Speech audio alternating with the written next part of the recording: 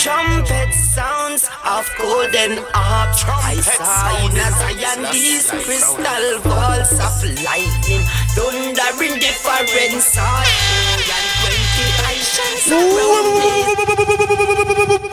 Trumpet sounds of golden harps. I saw in a Zion these crystal balls of lightning, thundering different sorts. 4 and 20 Asians around these parts. Trumpet sounds of golden harps. I saw in a Zion these crystal balls of lightning, thundering different sorts. Alpha Hathor represent. Cola Town, Columbia, South Carolina represent. Roots and Culture represents. Majesty represent. Yes, I. Roots and Culture represent. Yes, I. House of Hathor represent. We ain't got no excuses nowadays. Why we not search for we roots and we culture? Why we don't want to orient for we own? For we mamas and papas that gone to already. They don't deserve no recognition. Roots and Culture represent. Yeah, man. Me, mama, and me, poppy. They put work in the game. They got skin in the game. Represent. House of Hathor represent. We activating latent DNA up in these places. Yeah, man. We waking the sleeping giant up in there. House of Hathor represent. Yes, look who walked up in the place. Let's see if I can. Yo, look who walked up in here. Oh. Represent. It's like Ital Queen in the place. Rawtopia face. Come down, because the time is now. There ain't no time but right now.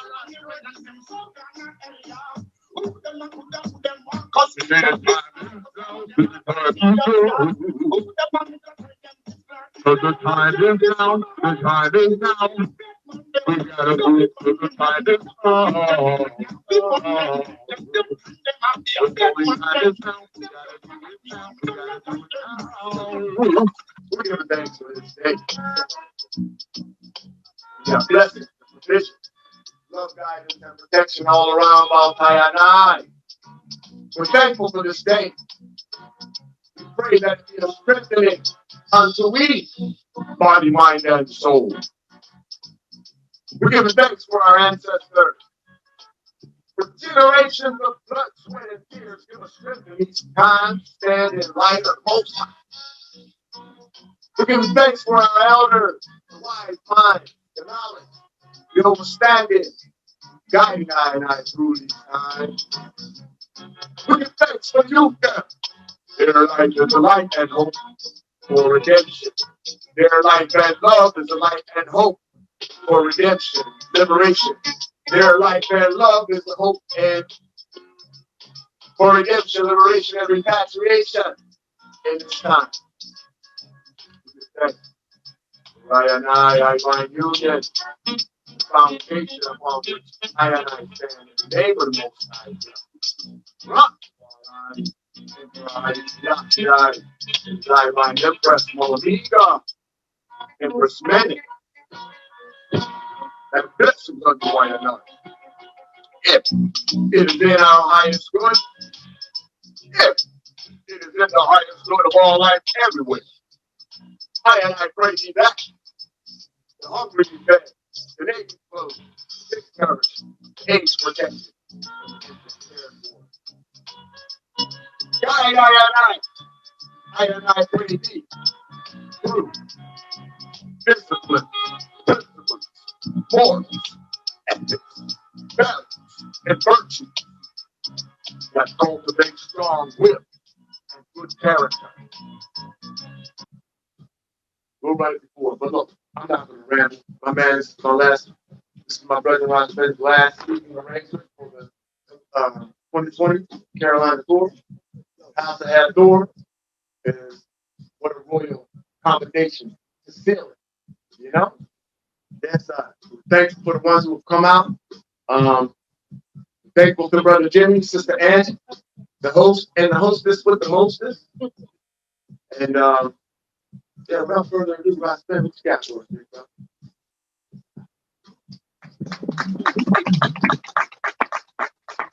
Yes, sir. Yes, sir. Blessings, love, everyone. Thanks for coming out on it. This is Hetero's Day. This is Hathor's Day. So it's only right we in the house of Hathor on this Friday, you know? Give thanks, Brother Jimmy, for opening up the palace. I have to say, my time in Colombia, and you know, y'all treated me royal. I'm very thankful to have spent the great conjunction with y'all. You know, and that's what we're talking about. And for those that aren't aware, you know, part of what's made 2020 is that this has been the year of great conjunction. And I don't know how many had the opportunity to see my forecast for 2020. I gave it this time last year, November, this time last year. I am going to review it, you know, but like I say, this is why this year has been what it was. You know, and y'all know what I'm talking about. It's been a year like none other in our lifetime. I don't think no one alive can say they've had a year more wow than this year. You know what I'm saying? And would you agree, Elder? That's right. Yeah. So, you know, but it's a year of great conjunctions, like as above, so below. Just as much action is happening on the earth as much action happening in the heavens. You know? So, yeah, we're going to jump right into it, you know? So, like I said, about this time last year, I gave a forecast on 2020. We said, you know, all right, give thanks. How many did? On YouTube. YouTube. It is on YouTube. Anybody else get to see it? All right, so I need to check it, you know? But we said that this year, we were going to start this year with the omniverse offering no resistance to our momentum, right? And if y'all reflect back on where you were at the end of 2019, you probably had a lot of optimism, a lot of visions, a lot of momentum in your life, like you was moving towards your purpose and moving towards prosperity, right? And so we said that the omniverse was going to be offering no resistance to that, but that this was the year of great conjunction and that there would be 5 significant celestial events that were going to be like bumps in the road. Like imagine you riding down the road with a lot of momentum and you hit a bump, right? Or you see the bump. You could stop, you could lose your momentum, right? And stop and creep over the bump. Or you could just keep your momentum and hit that thing and just try to keep on your path. That was really how this year was, you know? And the first significant celestial event was Saturn conjunct Pluto. That thing jumped off January. And we said that there was going to be a global resource reset triggered. And, you know, they straight up calling it like the Great Reset. You know, that's what they're terming it. And so the reality is that, so last year when we said that, we said we didn't know really what was going to trigger it. We thought it might have been China with like a debt crisis or a trade war, right? We thought it might have been Brexit. That was a contentious issue going into 2020. You know, the EU economy collapsed and its impact on the global market, right? But we see in retrospect, you know, we could see that it was, you know, this pandemic thing, and that that was what was the trigger. And really, we have to look, because really, whatever effects come out of this pandemic, that is the reset. That is the reset, and we see it happening. You know, and It's ultimately the corporatization of government on one level, globalization of government on a level, the commoditization of people, right? All of these things are a part of the global reset. In the private ownership, right? Personal ownership is going to be waning. It's corporate. Everything's going to be corporate owned, if we don't create alternatives. That's like why we here with the cop and flip, the Carolinas. So the largest gem and mineral event in the world, in the country, used to be the world, but now it's the country's Tucson. Tucson Gem Show in February. Second largest show is Denver, third week of September, right? Next largest gem show in the country is in Franklin, North Carolina. Who's been there? That don't make no sense. It should be at least one hand. Look at that, not one hand up, right? Franklin, North Carolina has dubbed itself the gem and mineral capital of the world. Why ain't we never been there? Why ain't we never been there? That don't make no sense. You been there? We never been to the gym show. We've been to Franklin. Yeah, all right. They're mining up there. They're mining. Yeah, there's a lot of money. And I was going to mention that the Carolinas, y'all go west, it's mineral rich mountains. We bought gyms in Franklin, Carolina. We didn't know that. And now you know. Now you know. I think that show's in July. I think there's a couple of shows in Franklin. There's a smaller show in early spring, but I think the main show is in July. So we got to be there. We got to be represented. We got to make relations with these people, right? We got to find the mines in the Western Carolinas, North and South, right? Make relations with the ones that own them lands, where it's like you pay a daily entry, and whatever you come out with, that's yours, right?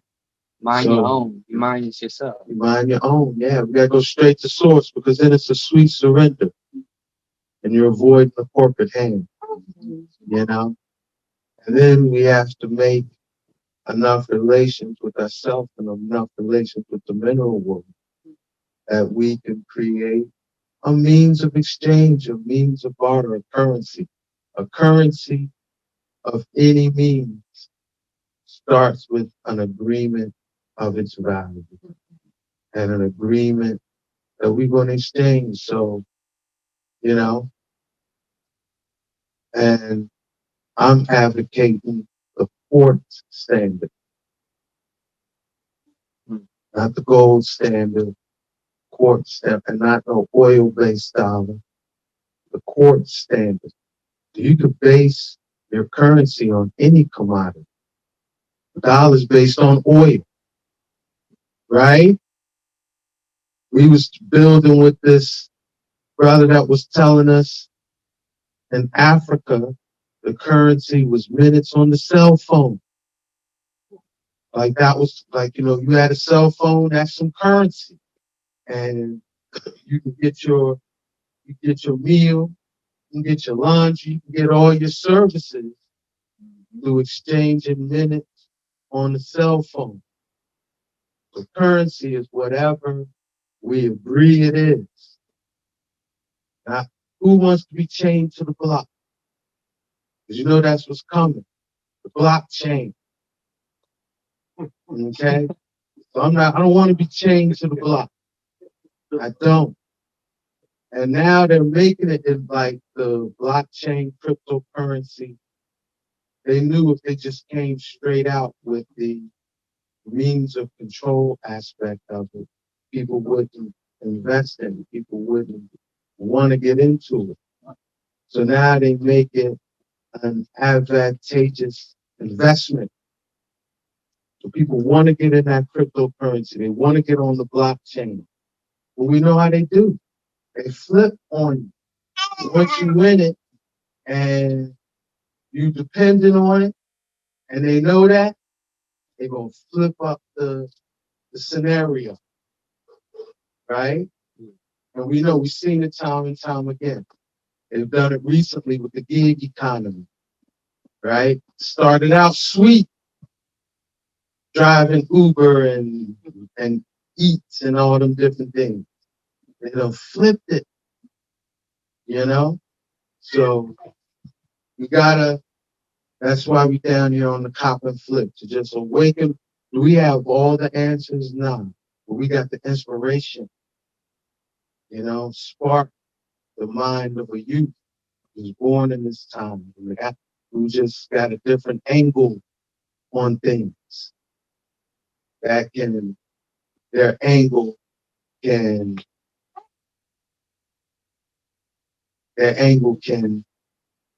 Generations. yeah, to make it happen. Make something out of nothing. That's right. So look, so we said the next big conjunction was in April, but this one was actually going to be kind of a blessing. It was Jupiter conjunct Pluto, right? And, you know, it happened in the planet's seventh house. So we said it was really going to be about relations, and that somehow there was going to be opportunity in those challenging scenarios that was set in place by the global resource reset. And April was that season where like the stimulus bill came out.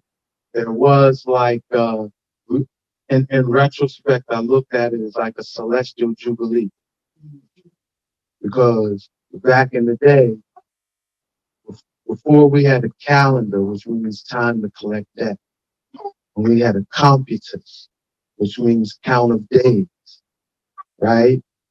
We had a jubilee year built into the computus. Every 49 years, all debt was canceled. And we did that to prevent intergenerational debt accumulating. We didn't want debt from one generation passing on to the next. So every 49th year, Jubilee, all debt was canceled.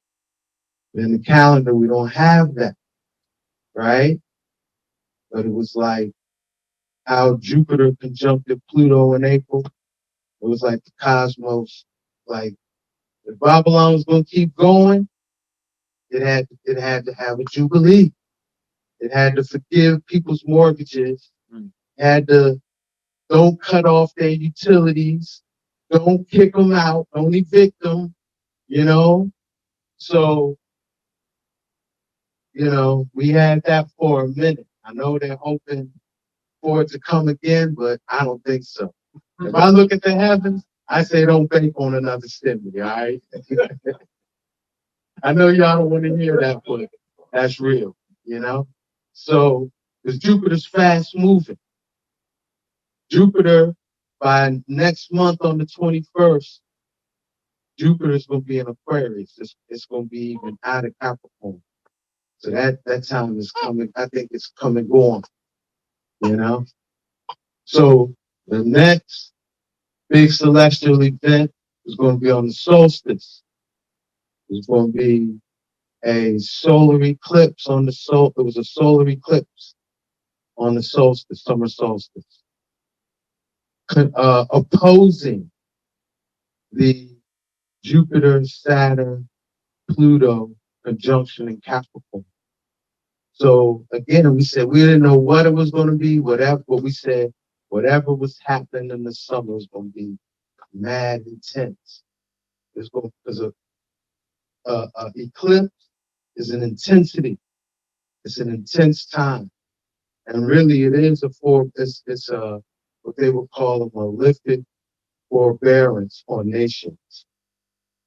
The rise and fall of nations used to be forecast by eclipses, you know? So, right. 1 month, the new moon before the eclipse was the George Floyd event, act, I don't know what to call it, you know, in retrospect. And I think y'all know what I'm talking about. A lot of it don't look the optics of it in retrospect. You have to really be discerning of what it was we observed. Can't just take it at face value. But we know the intensity that that set off. And then we'll run this right after the eclipse. July 2nd, this occurred in sunset of Egypt, July 2nd, 2020.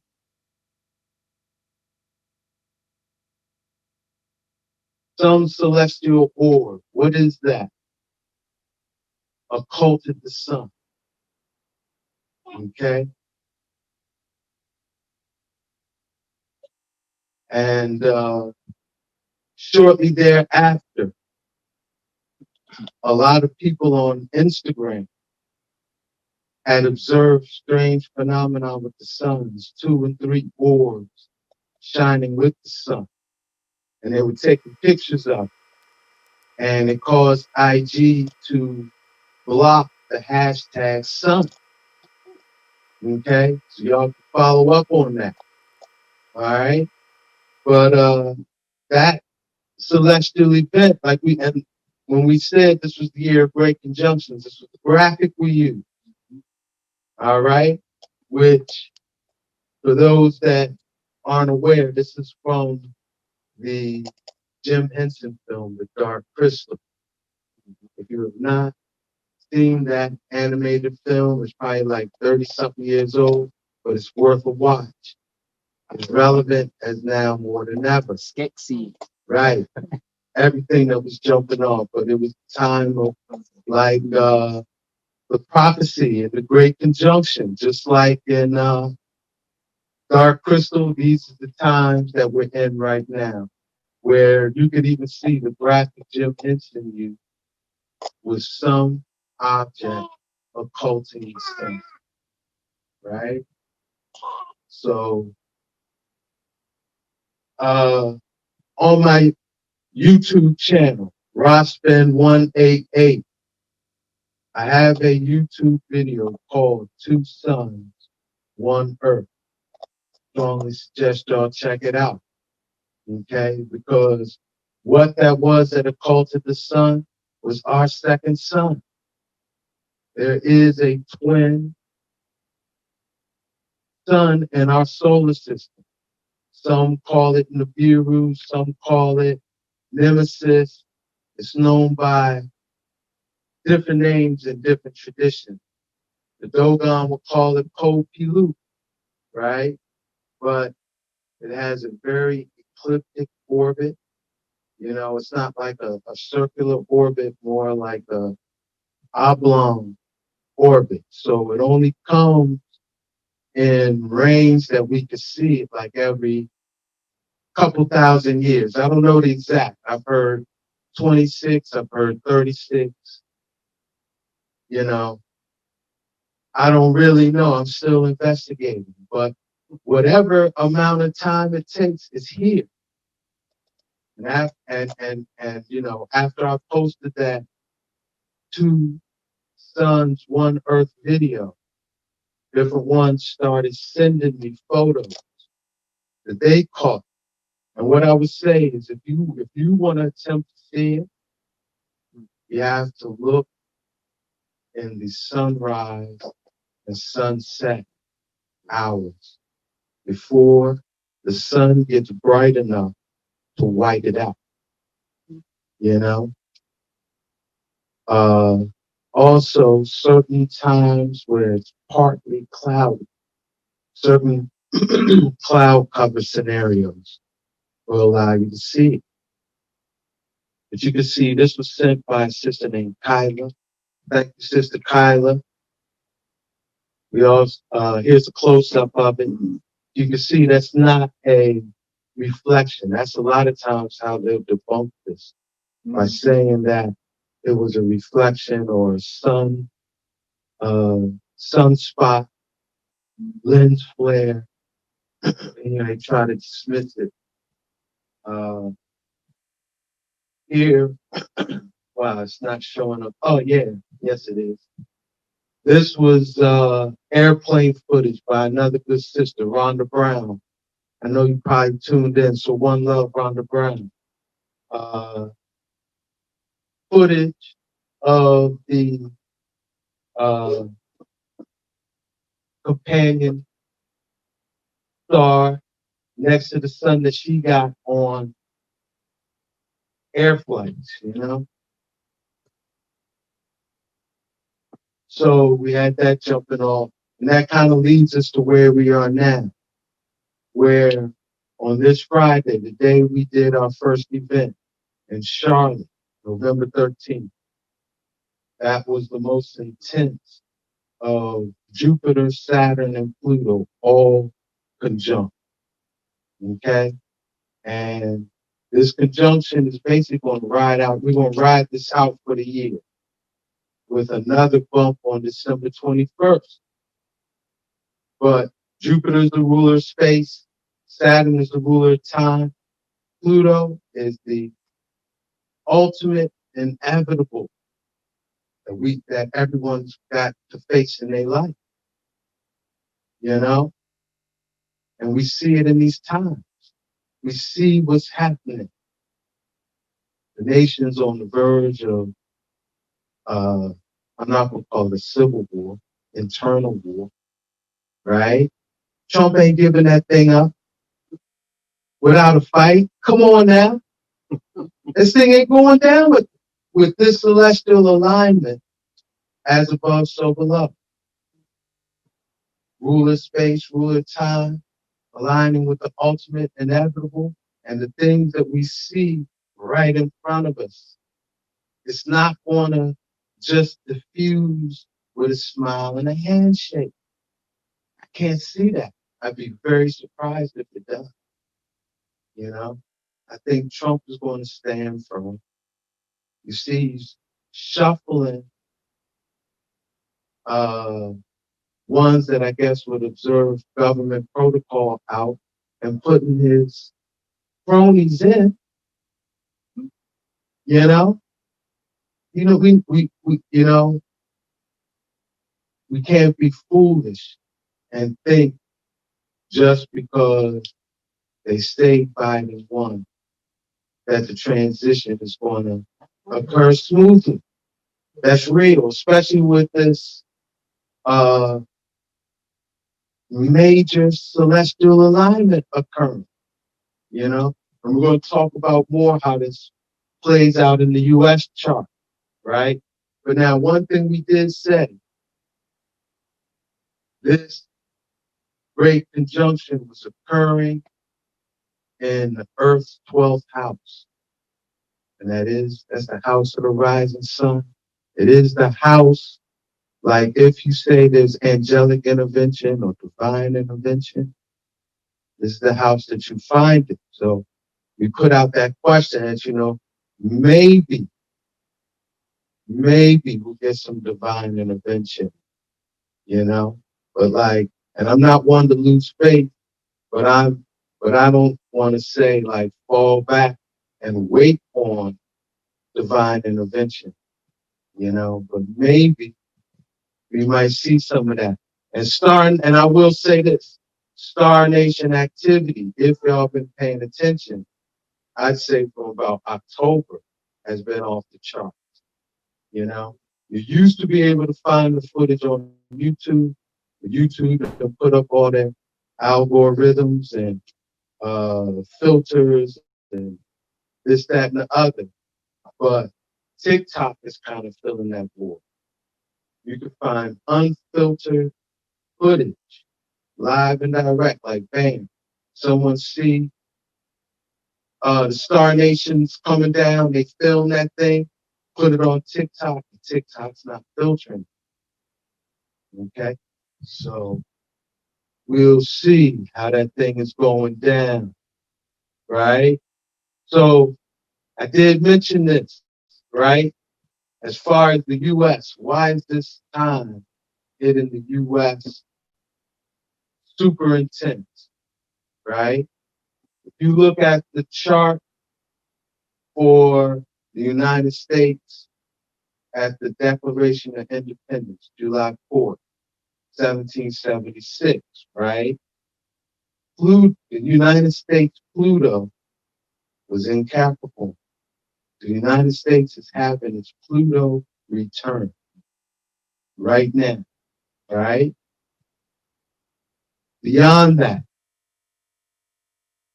really the Declaration of Independence was not when the United States became a nation. That was really its embryonic insemination, right? The birth of the idea of this nation. It wasn't born as a nation, meaning it wasn't recognized by other nations as a sovereign state until the Treaty of Paris, September 3rd, 1783. You do a chart for that, Jupiter and Saturn are in Capricorn. And you can see the great conjunction is sitting on the US's Saturn and Jupiter of the Treaty of Paris chart. So if we put them all together, right? United States, Pluto in the July 4th chart, and the United States, Saturn, and Jupiter in the Treaty of Paris chart. All of them is having returns right now. Jupiter and Saturn and Pluto is in the same spots for them, both of them charts, you know? So everything's coming full circle. The United States is facing its ultimate inevitable. Pluto deals with how we align with truth. How does our relative truth align with what you would call self-evident truth or, omniversal truth, And, right, we all have a relative truth. And for us, it's true. You can't tell us nothing, right? We all know we got some truth that like, yo, this thing right here that I feel, that I'm convicted within, yeah, you can't tell me nothing about this. This is my truth. And it's all right for you to stand firm in that truth if that truth is aligned with self-evident truth. Omniversal truth, omniversal law. And to the degree that your relative truth is not aligned with self-evident truth, you're going to create some type of problem or hell in your life that you're going to have to go through until you eliminate all that is not aligned with absolute truth. That's that Pluto journey. And just as it is for we as individuals, it's the same for a nation. We know how this nation has tweaked truth to fit its relative perspective, irregardless of what was self-evident, right? Yeah, it's like there's a reckoning time with that, right? How has this time moved? How has this nation moved through time? How has this nation occupied space? It's a reckoning time. That's why these times is hitting this nation really to its core. Everything about it is being questioned. You know what I'm saying? And not just within, but also without, how it appears on the world stage. And that is the one thing we could say, like that I could say, that like this great conjunction is occurring in the United States ninth house. So whatever happens, however it goes down, this nation will be very different in the world arena, in the community of nations. We have a very different status and form a relationship. It's going to be completely transformed, you know, and whatever that means.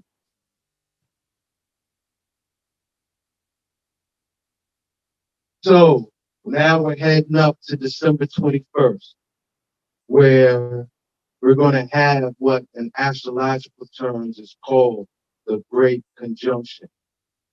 And that's when Jupiter and Saturn are going to be exact conjunct, you know, and it's going to occur in 0 degrees Aquarius.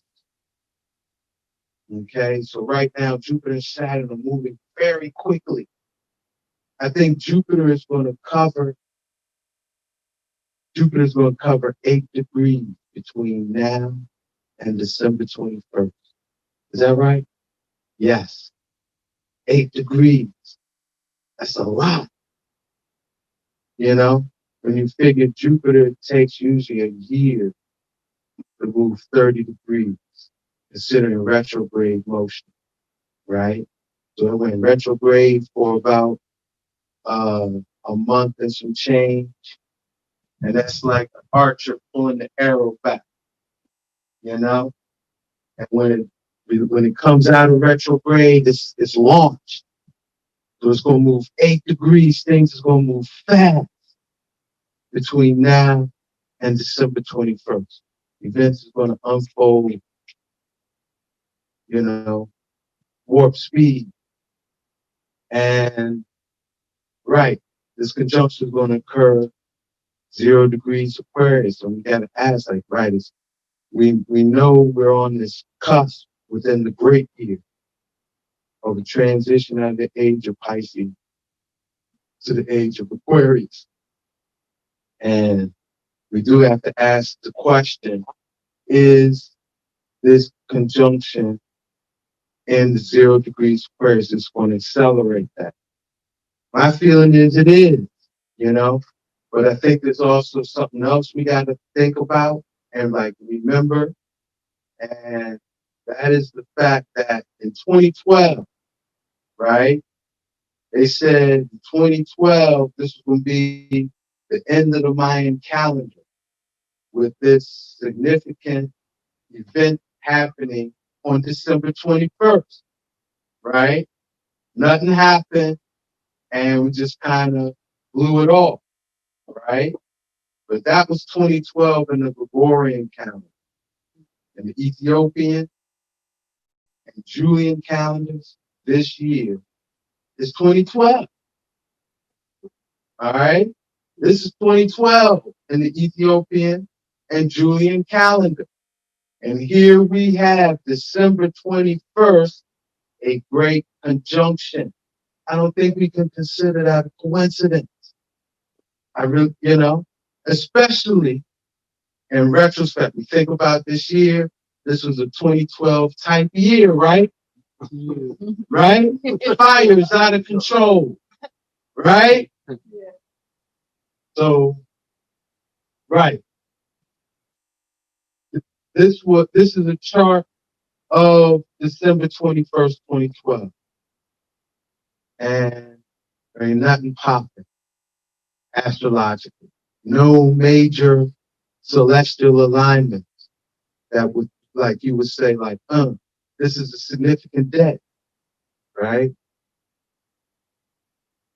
December 21st, 2020. Yes, the Great Conjunction is jumping off. You got Pluto, Jupiter, Saturn.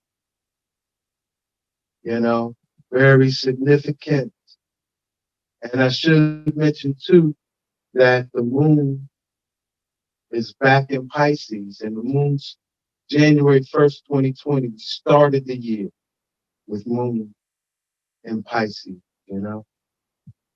So, so yeah, that makes me think we need to look at the Soul King.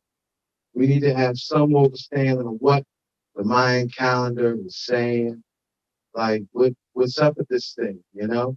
So the Soul King is a count of days, a 1,872,000 day count.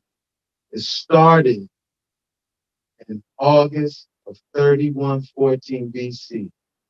And I'm sure everyone in here knows that's about the beginning of dynastic chemistry, right? And yeah, it's supposed to end sometime in the season, right?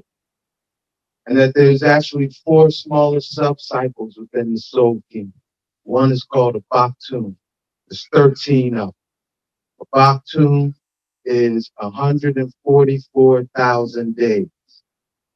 And that equals 394. We rounded off to 400 years.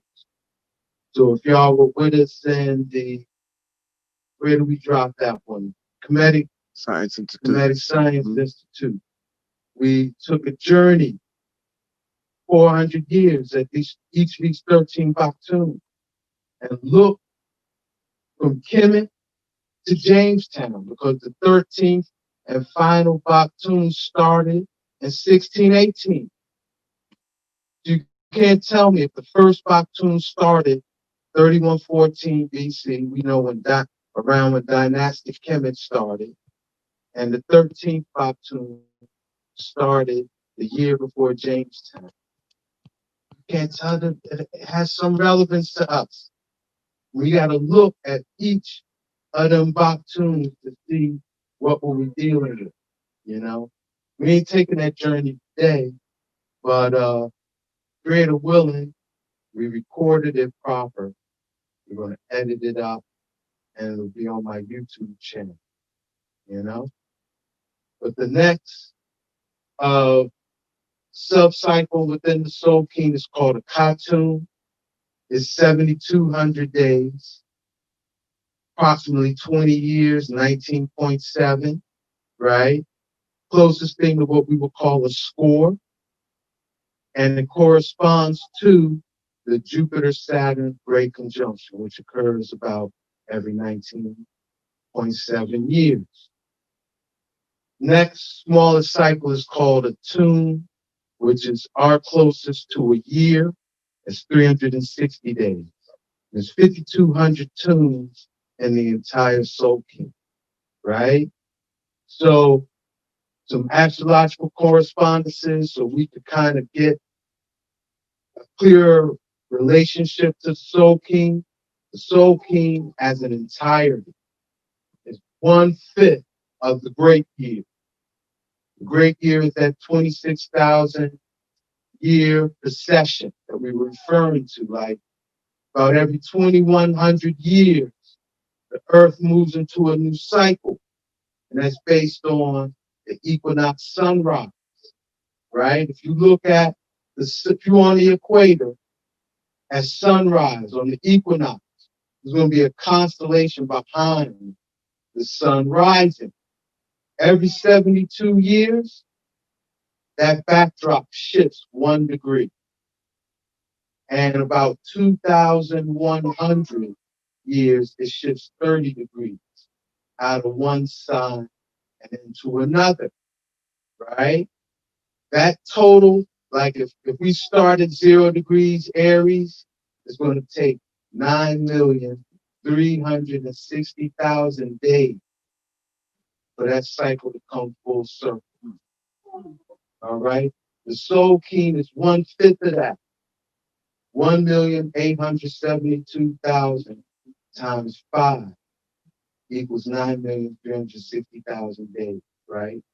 So the Soul King is, as an entirety, is 1/5 of the great year. That Baktun we was talking about, 144,000 days, that corresponds to the longest celestial event that occurs in our solar system that we know of. And that's the Neptune-Pluto conjunction.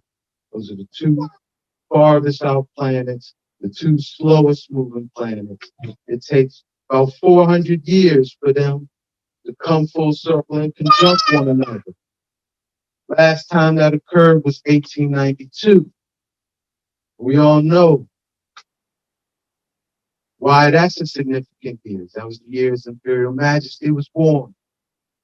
His Imperial Majesty wears many titles, but one of them that he wears is the Mystic Revealer.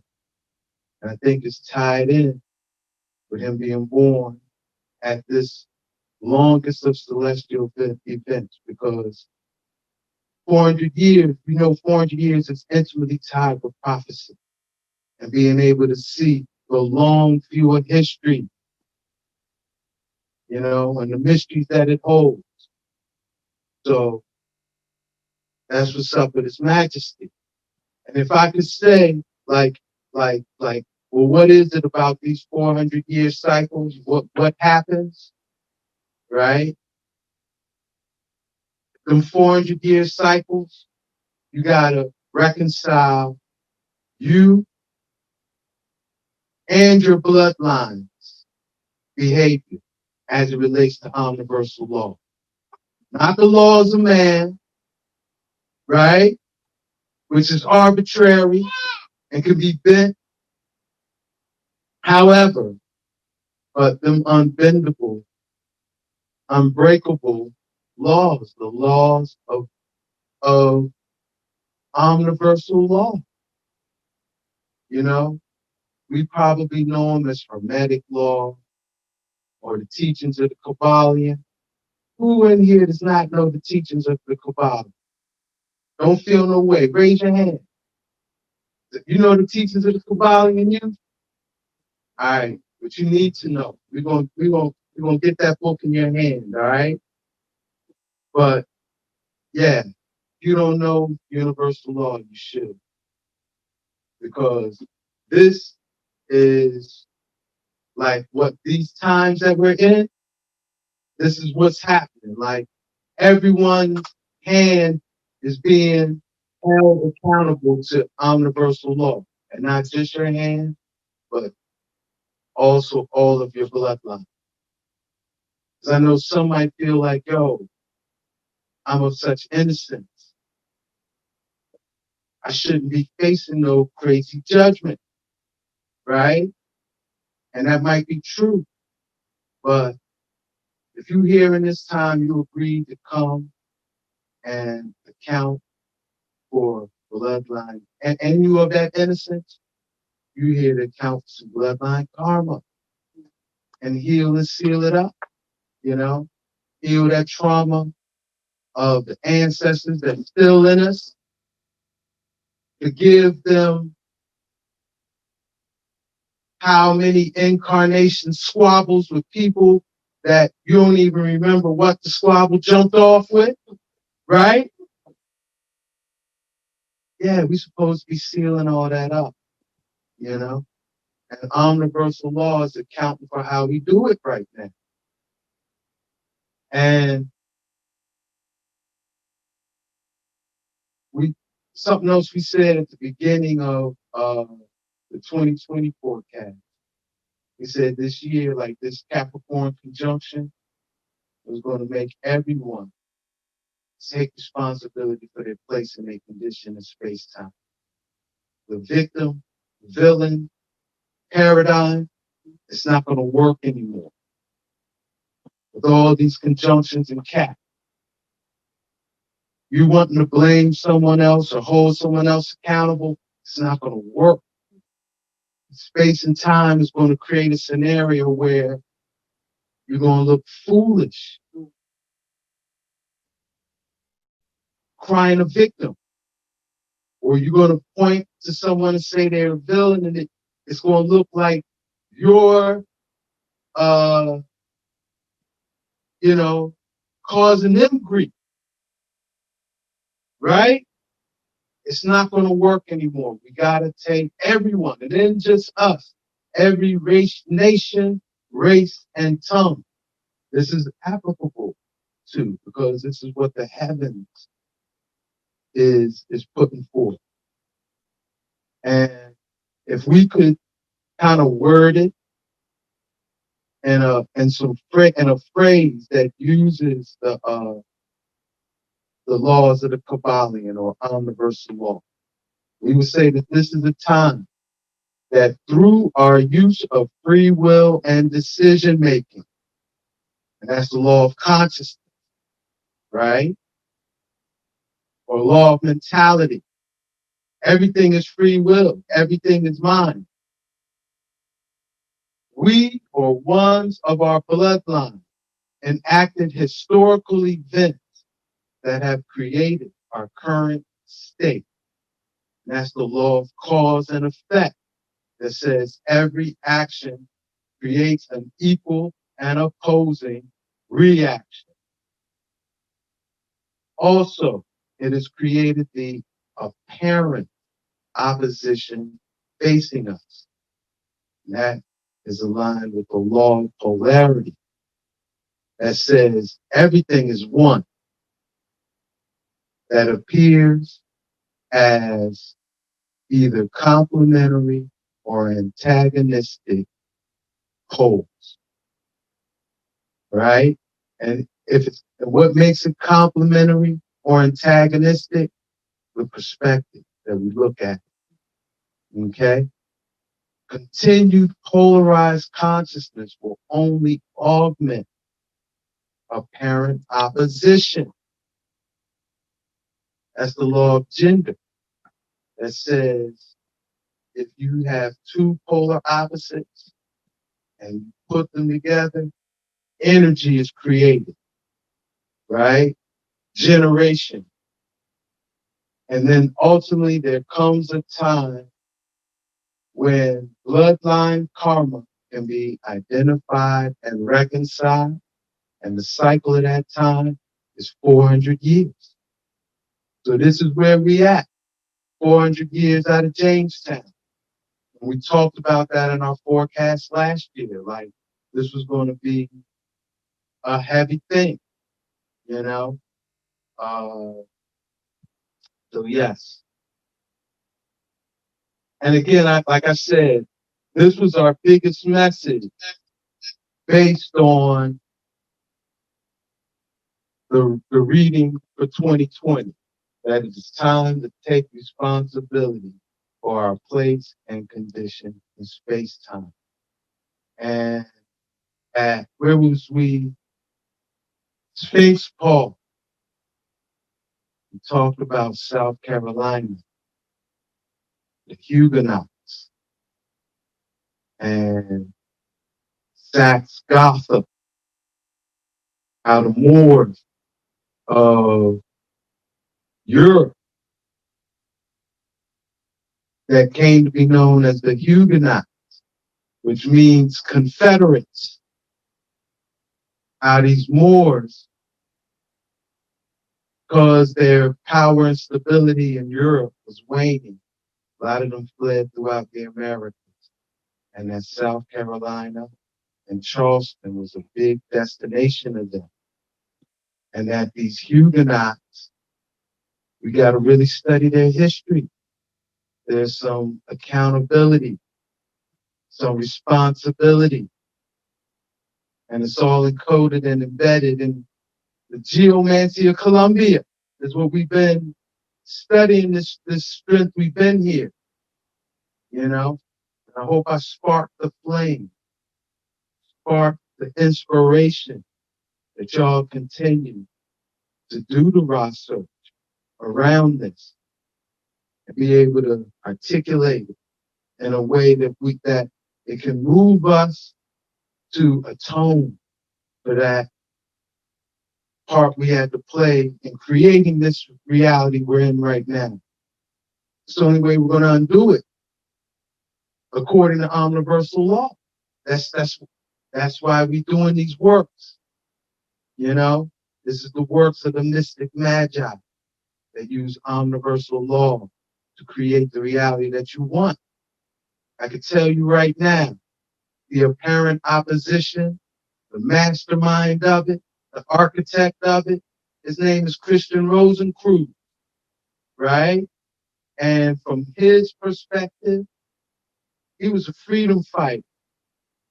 And the weapon that he used was universal law. I'm telling you. So no other weapon can fight universal law but universal law. That's why there's no weapon we can arm ourselves with that we can imagine that's going to get us out of this. Only weapon there is universal love. So, y'all with me? That's All right. right. So I mentioned this. The first Bactun started around dynastic Kemet. The 13th Bactun started Jamestown. Can't be coincidence. Can't be coincidence. You know?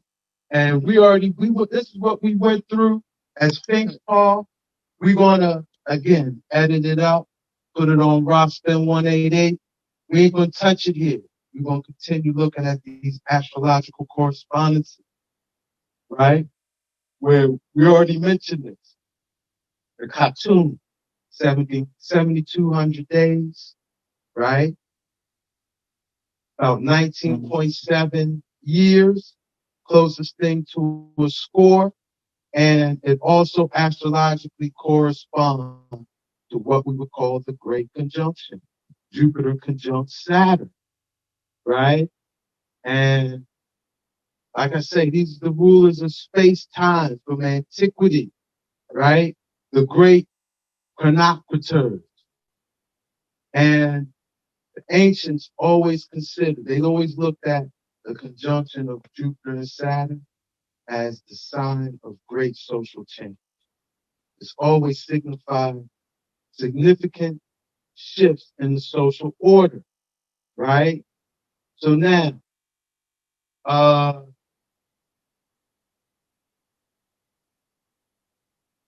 Jupiter and Saturn, when they conjunct, right?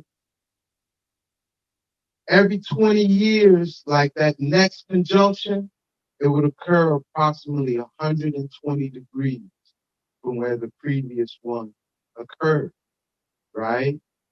So if you draw 3 lines at 120 degree angles, what do you get? Equilateral triangle, okay? Equilateral triangle. Astrologically, it's called a trine. So every 60 years, Saturn and Jupiter create like a triangle in the heavens. Okay, can y'all vision that? Mm-hmm. All right. And so that 60th year, when Jupiter and Saturn make that triangle, it's a significant event. It's called a trigon. Those who study the Dogon know that they mark every trigon with what's called the Sijui ceremony. Every 60 years. This is the Jupiter-Saturn alignment. They're marking with that significant ceremony, right? Every 40th conjunction, that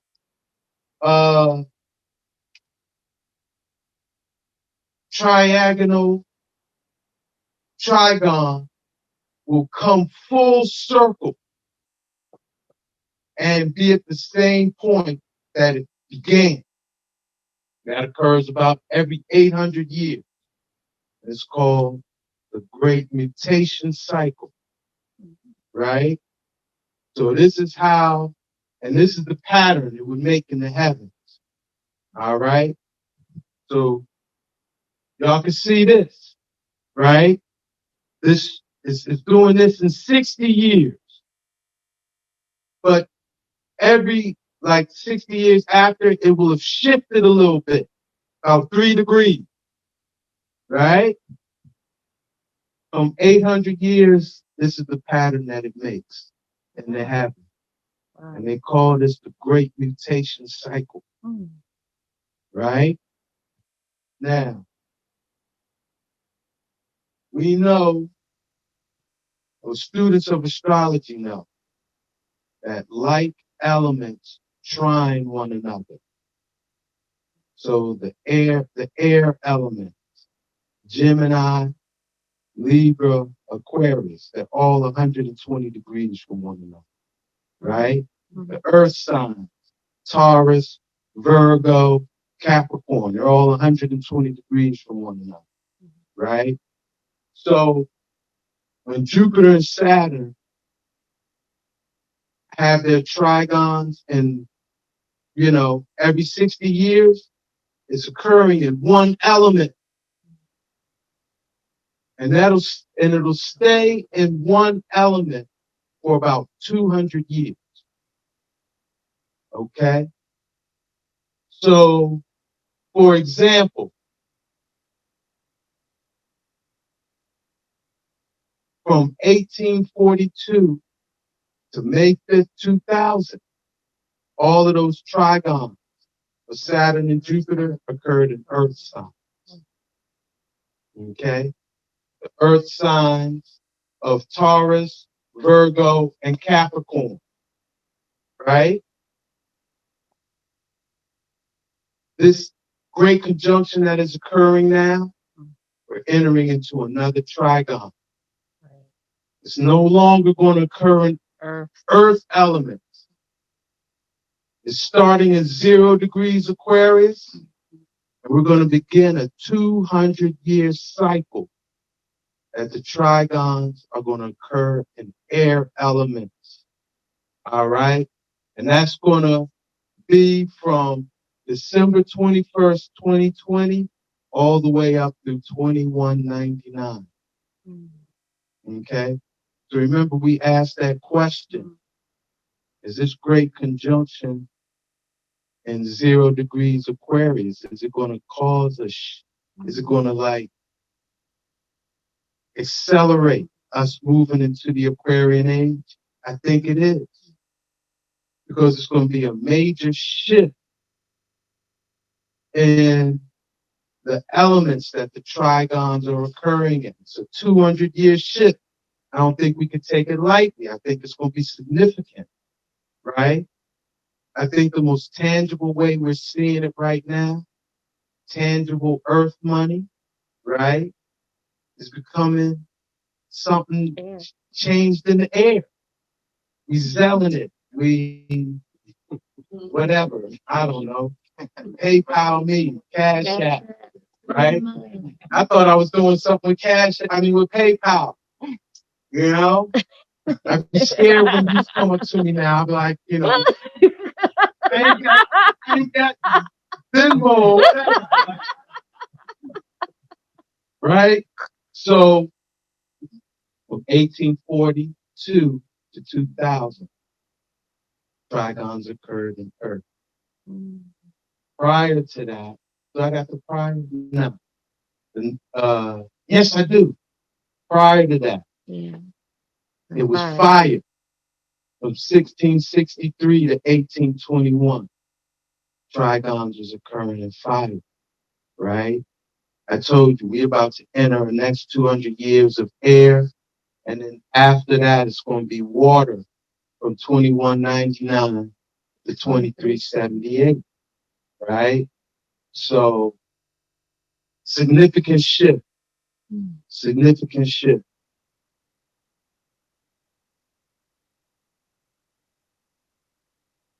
Yeah, and I just wanted to point out, right, how this really is like the great conjunction, because you see how it's depicted, the great conjunctions occurring within a trigon.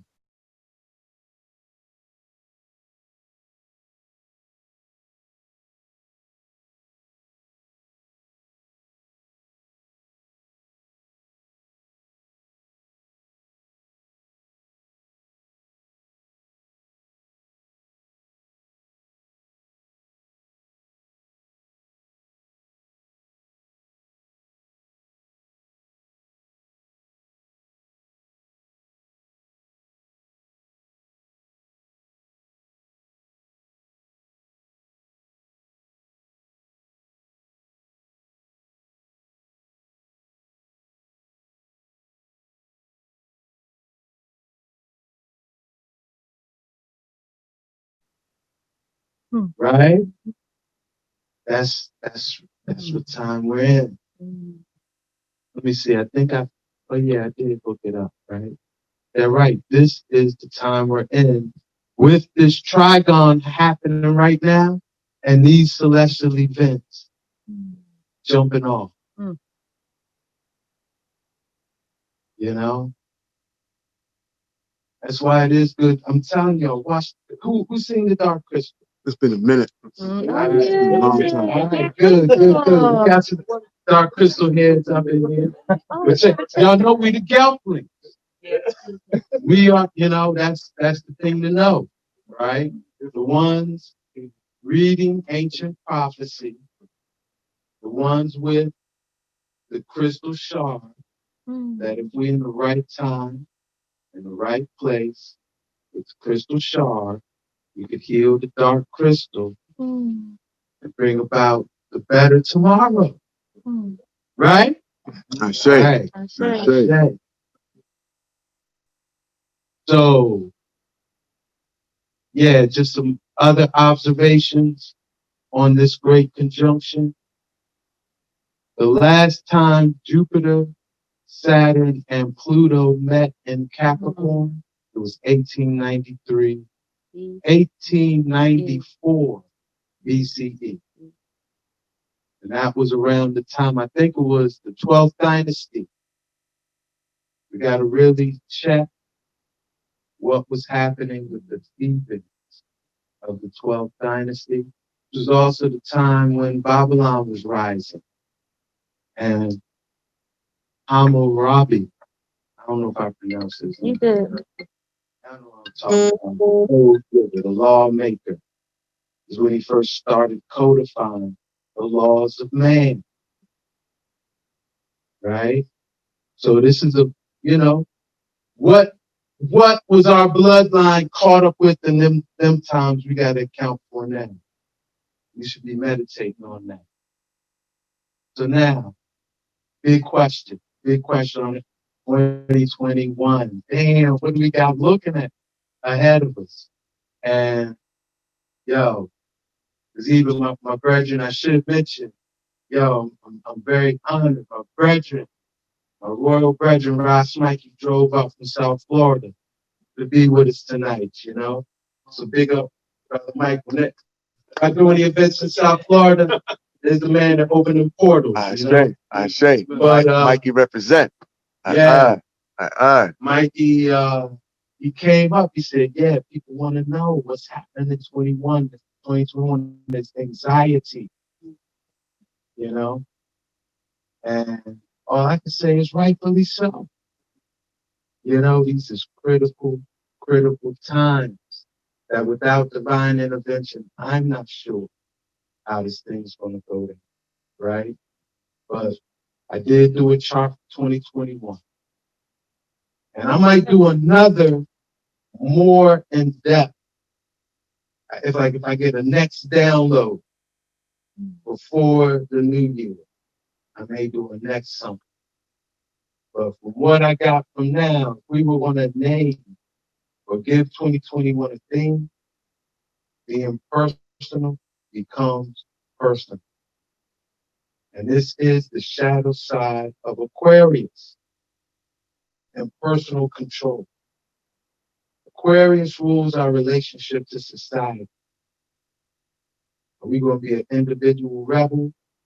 Are we going to be a worker bee or a worker ant and just blindly follow the social order and the whole spectrum in between, right? And Aquarius does rule equal rights and justice. The check that the masses have against who we appoint as ruler, right? Aquarius rules all of that.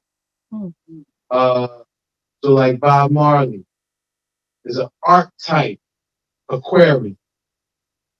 Everything that man stood for and everything that man did, Aquarius,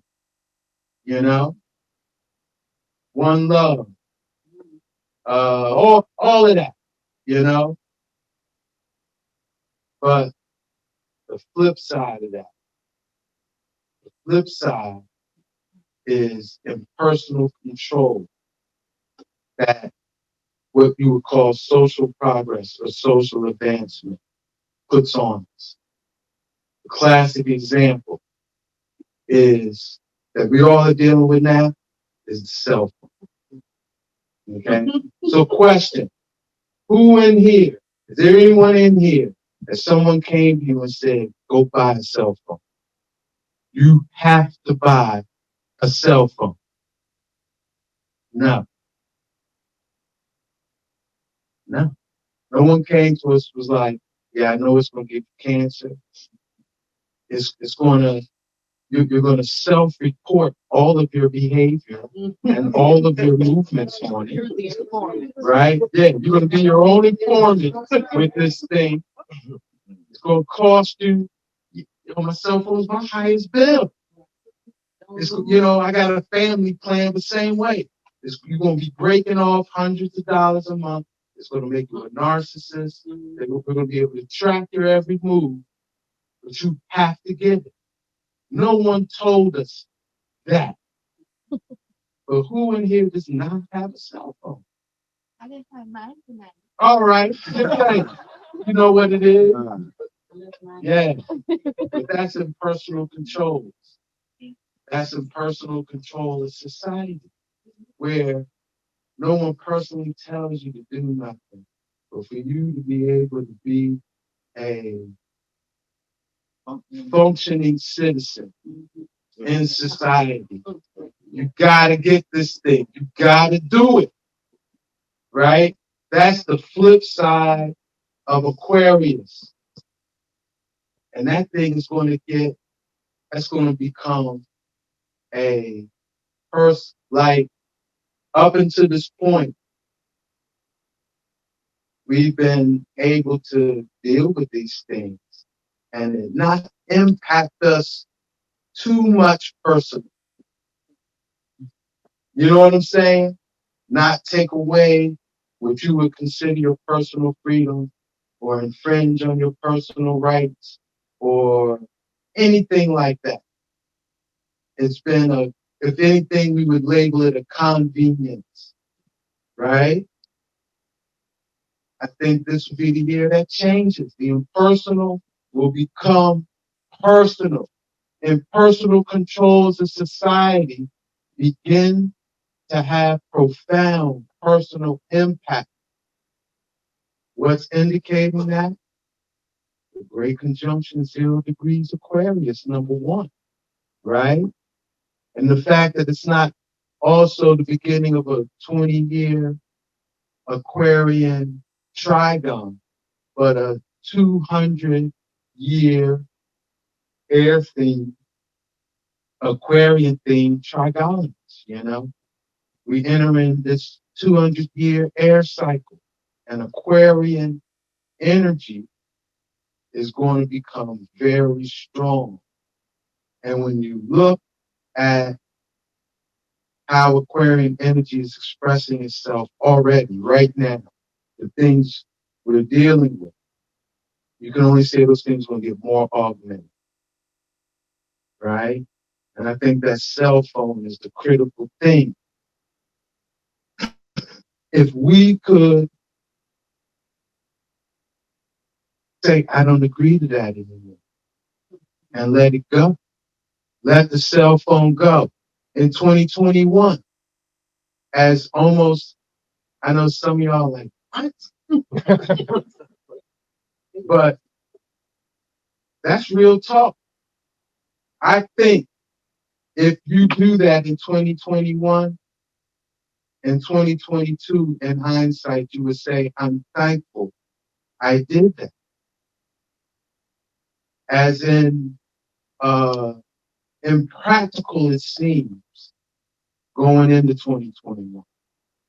I think if we look hindsight, if we made that decision, we'd be thankful, And you can see there's still kind of a stellium occurring January 1st of this year, right? Let me see what else I said. I know I ain't saying a lot. Where's January? Okay, this is January 1st. Yeah, this is January 1st, 2021. Okay. The sun is 11 degrees. Yeah, there is something else augmenting this thing too, though. All right. Mars and Uranus are in the first house, January 21st. And first house is where we take things personal. First house is where someone come at you, either you deflect it or like, take that thing personal. That's your first house. And so Mars, where the action is, and Uranus, which rules Aquarius, these going to be in the first house. And actually, let me see if I said it. Okay. Yes, I did say it. Mars, Uranus and Saturn are going to be squaring each other at critical points throughout the year. Saturn is going to be in Aquarius, and Uranus is going to be in Taurus. Okay? So the first square is going to occur February 17th. So there's going to be something's going to jump off in February.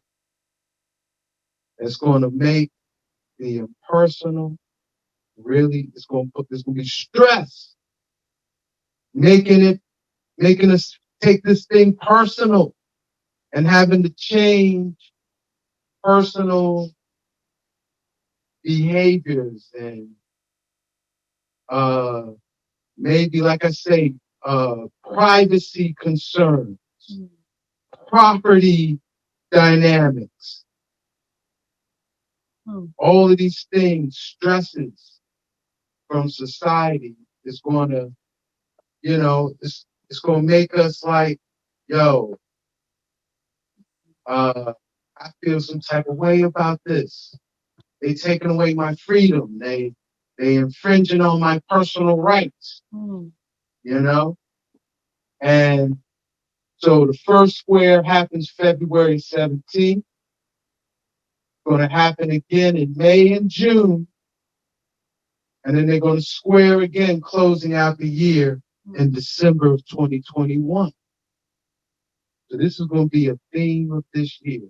And when you see this, when you factor in this vaccine thing, the shutdown, the pandemic, the selection, right? It's going to be intense. It's going to be intense, I would say, have your passports. Have your passports lined up, because that's for real. So yeah, here are the actual dates. February 14th, June 14th, and December 24th. Significant dates to watch out for. And if we would give this square, like characterize it, Big Brother becomes Big Daddy. And I say that too because it's going to be an economic dynamic in it too. Okay. Let me see. I tried to articulate it, attempted to articulate it.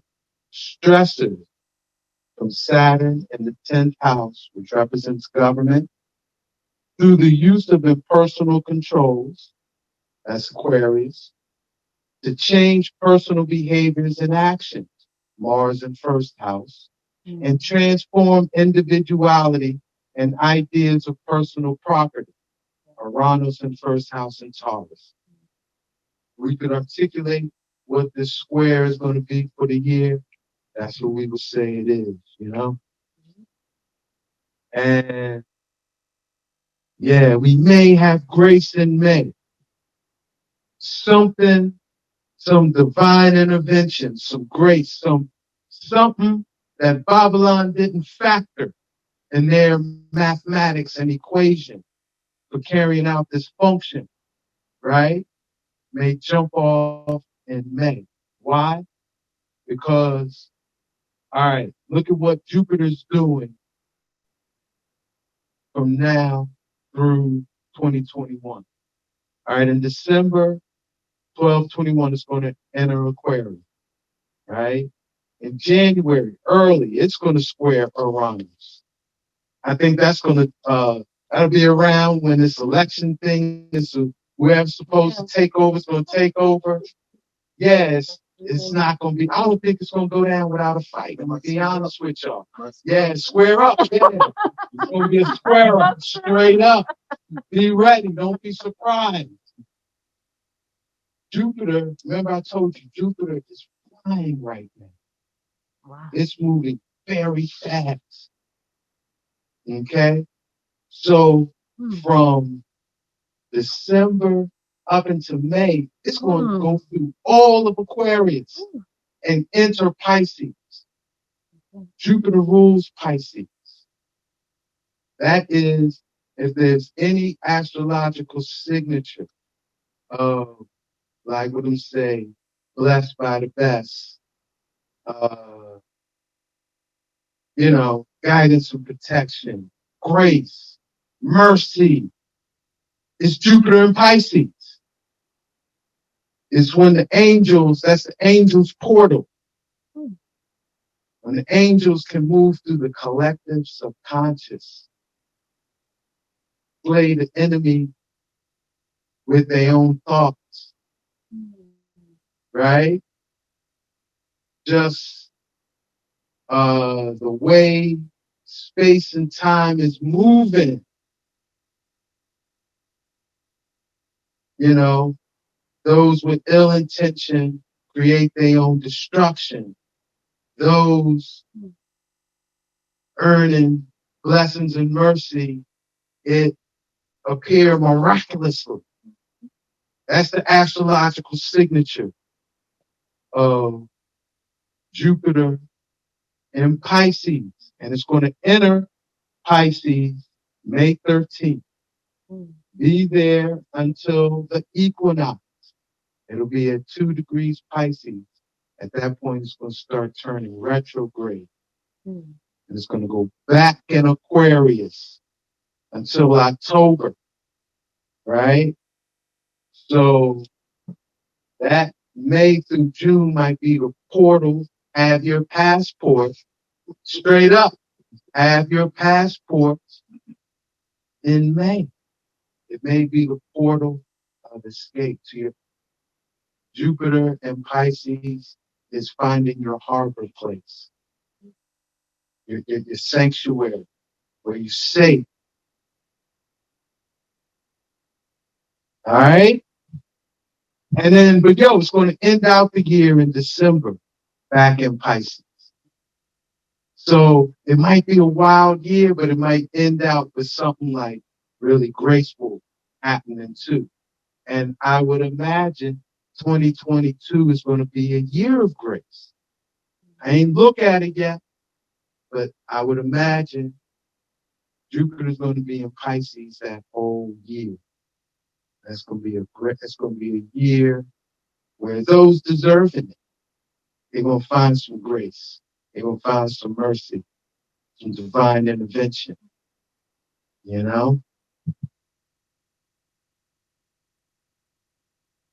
That's it, my brethren and sister. Bro. Yeah, I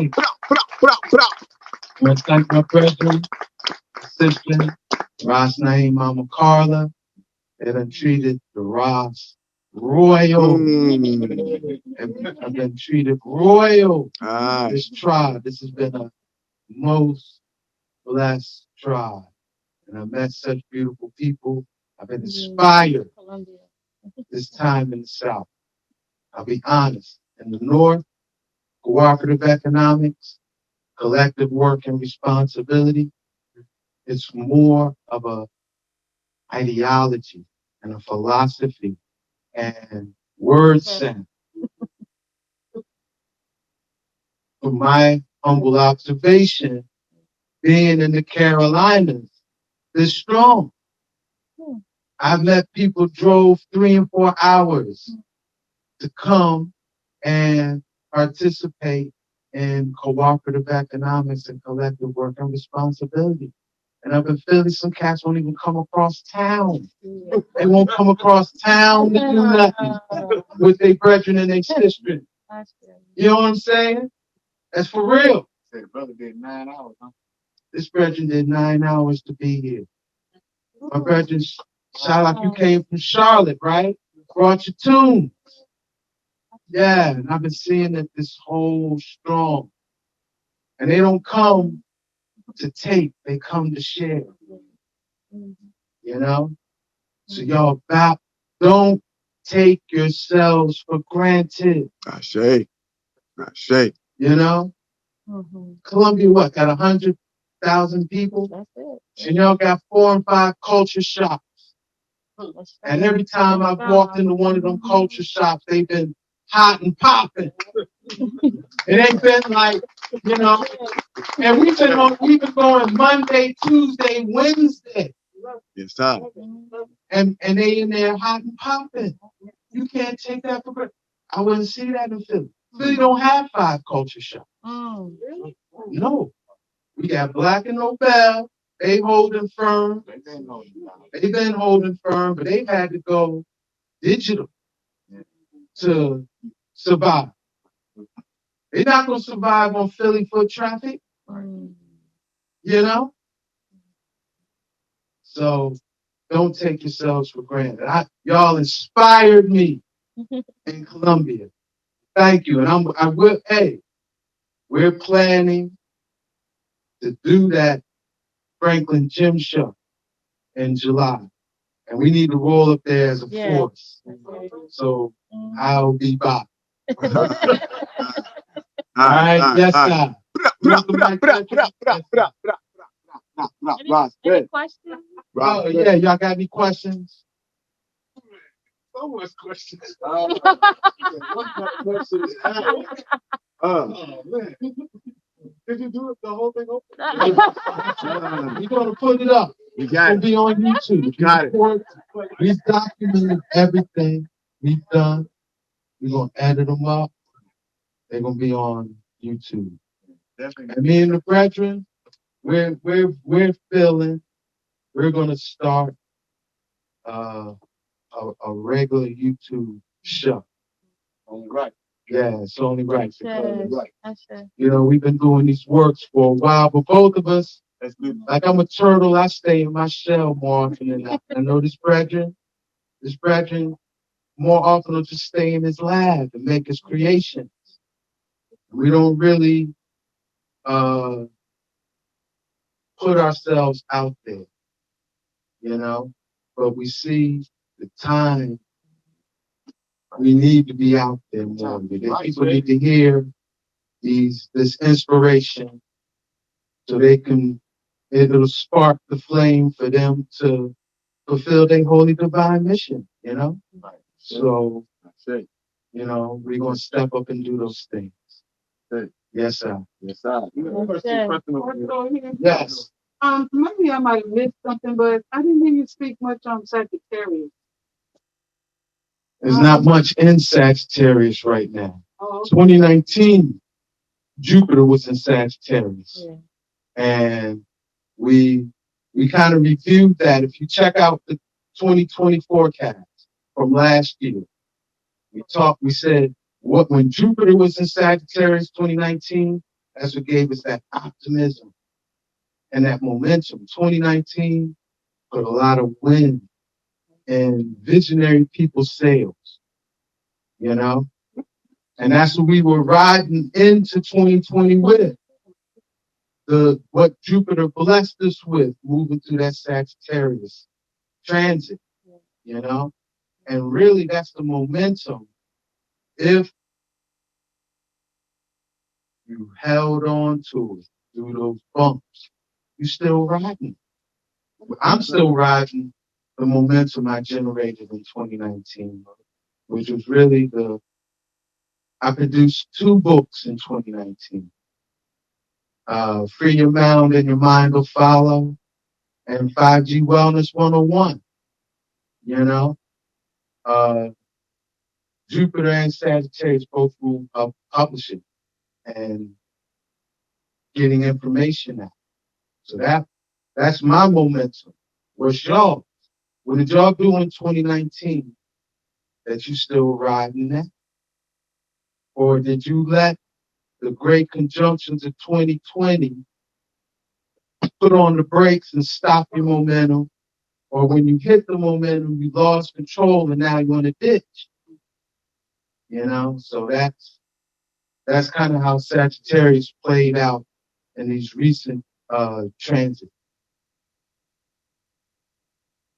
Does Jupiter rule Sagittarius? Jupiter rules Sagittarius. That's what I thought. Okay. Jupiter rules Sagittarius and Pisces. Oh, and because I heard you say Pisces. Yes. But it also rules Sagittarius. Yes. Okay.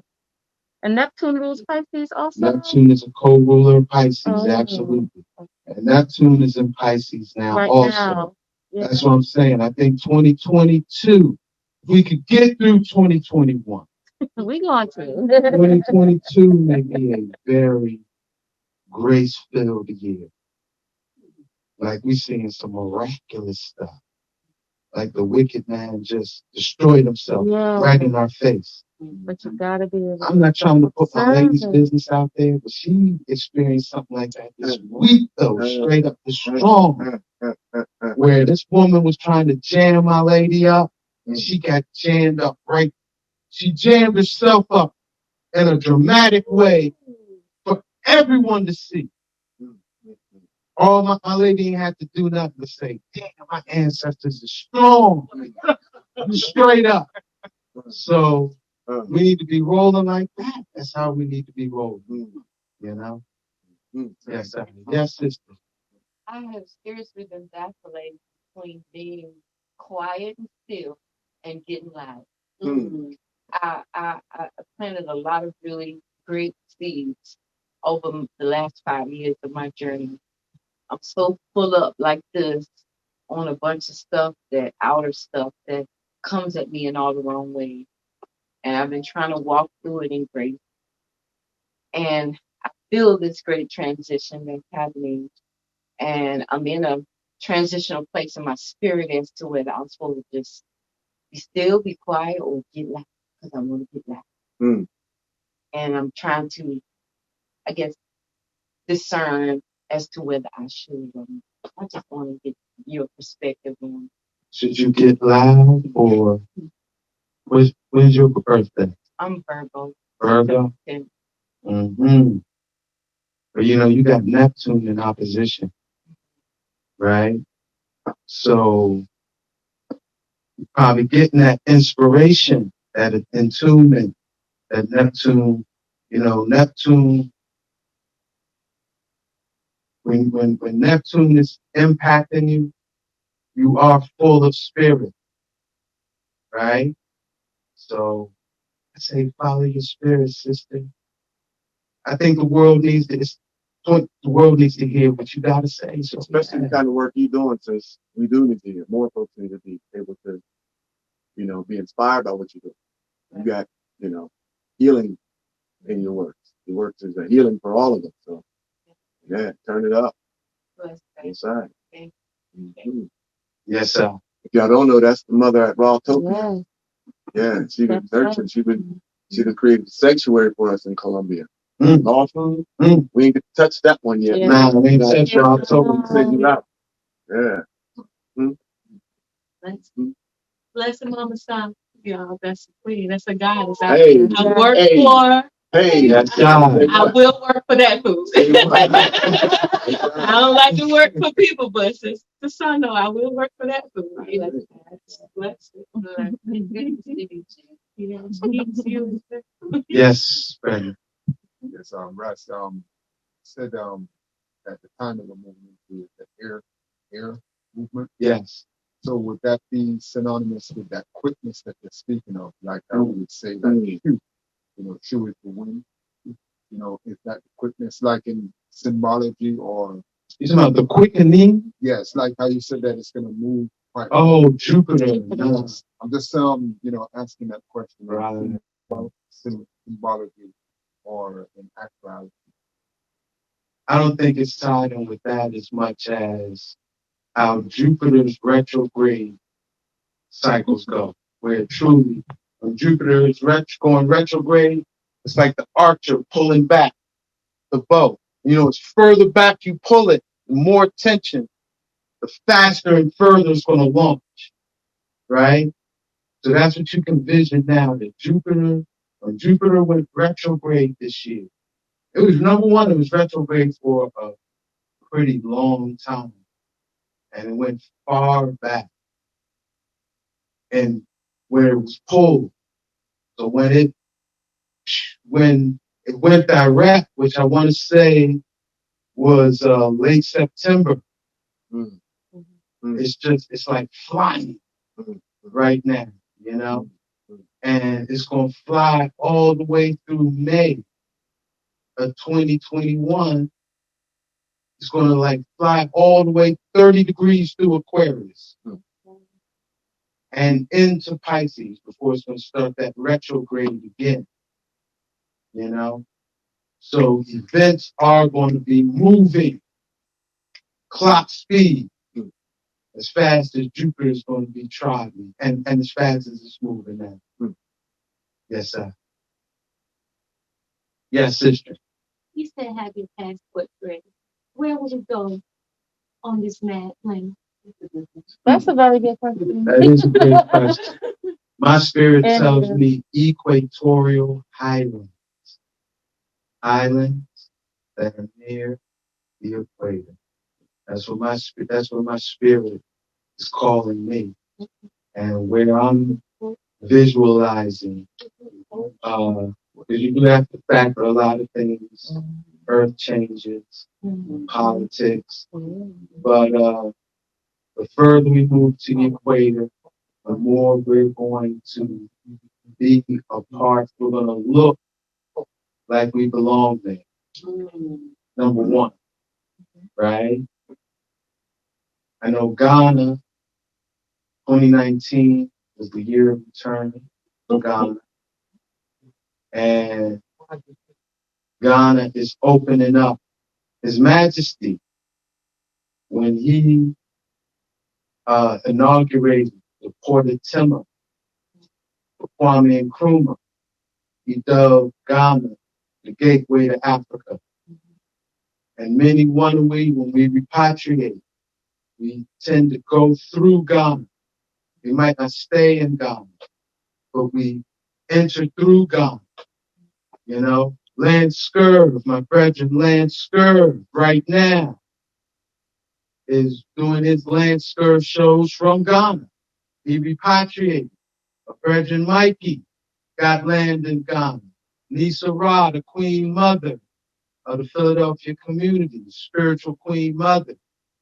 Her and her daughter are facilitating repatriation to Ghana, you know, but in a way that, you know, like I remember a long while ago, the sister who is tribe in Africa, she was like, you know, I don't shit in no hole here. I'm not going to shit no hole in Africa neither, you know, and I just bring that up like that's like the works, Lisa Ra and Muhammad in Philadelphia and Accra.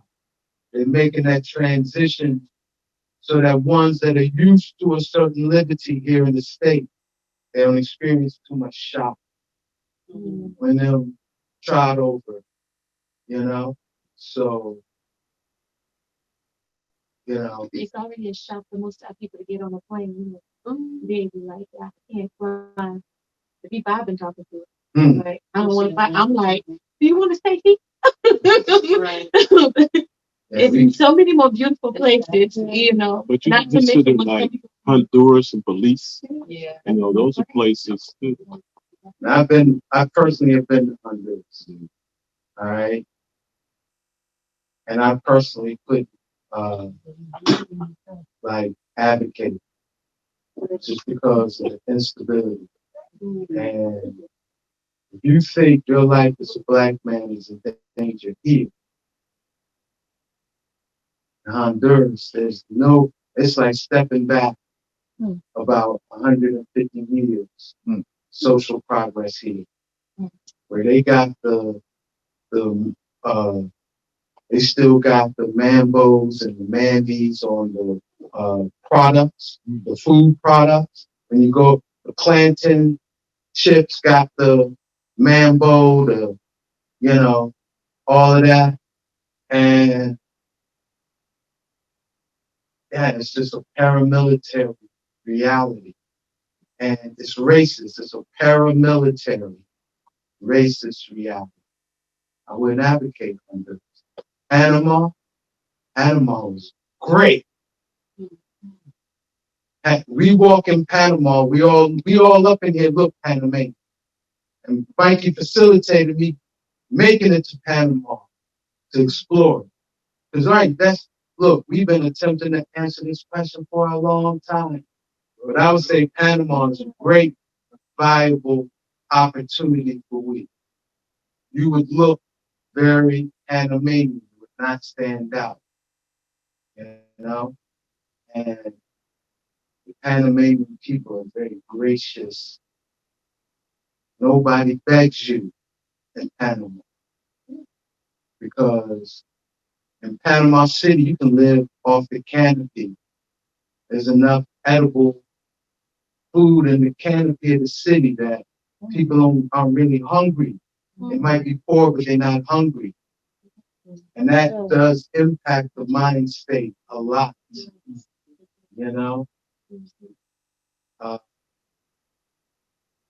So I would definitely advocate Panama. I'd advocate Costa Rica if you have the right economic reality. You gotta have the economics proper in Costa Rica.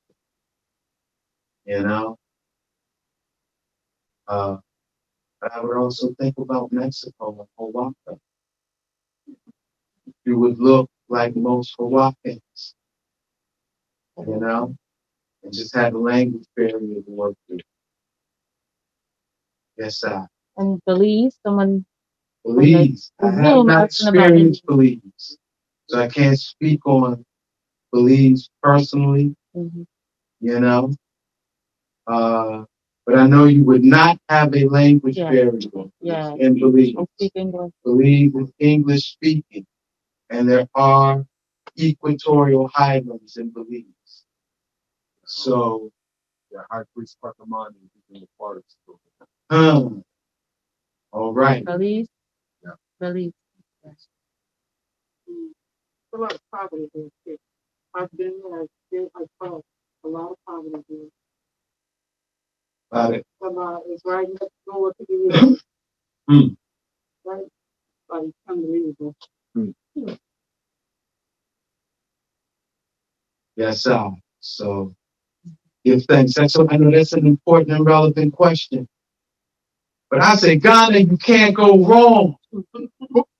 You can't go wrong. There's enough of we over there already. And there's enough of ones who are like, they're setting up their reality there to help others come. Yeah, Land Scurv, YouTube.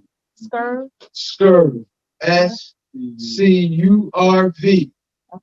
The brethren just repatriated with his Empress and Golden Brethren, but they kept their show going. Our good sister Kafuna Ife, she broadcasts with them every Monday. Yeah, they just started doing the same thing in Gambia as well. Opening up the portals for us. Yeah. We have a few of our classmates are over there. Yes, sir. All right, y'all. Give thanks. I'm gonna pass the mic on them. My good brethren, Naim. Give thanks.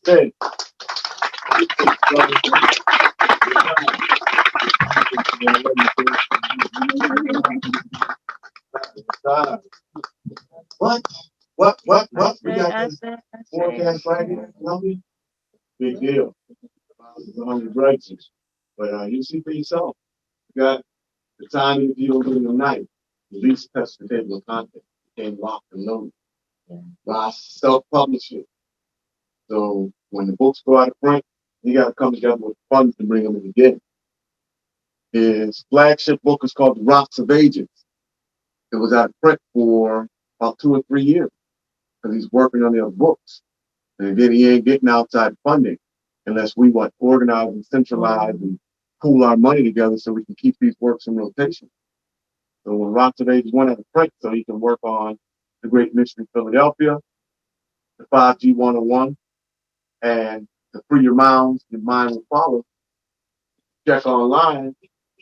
Even now, Rocks of Ages is fetching $850, $1,000, $1,300, eBay and Amazon.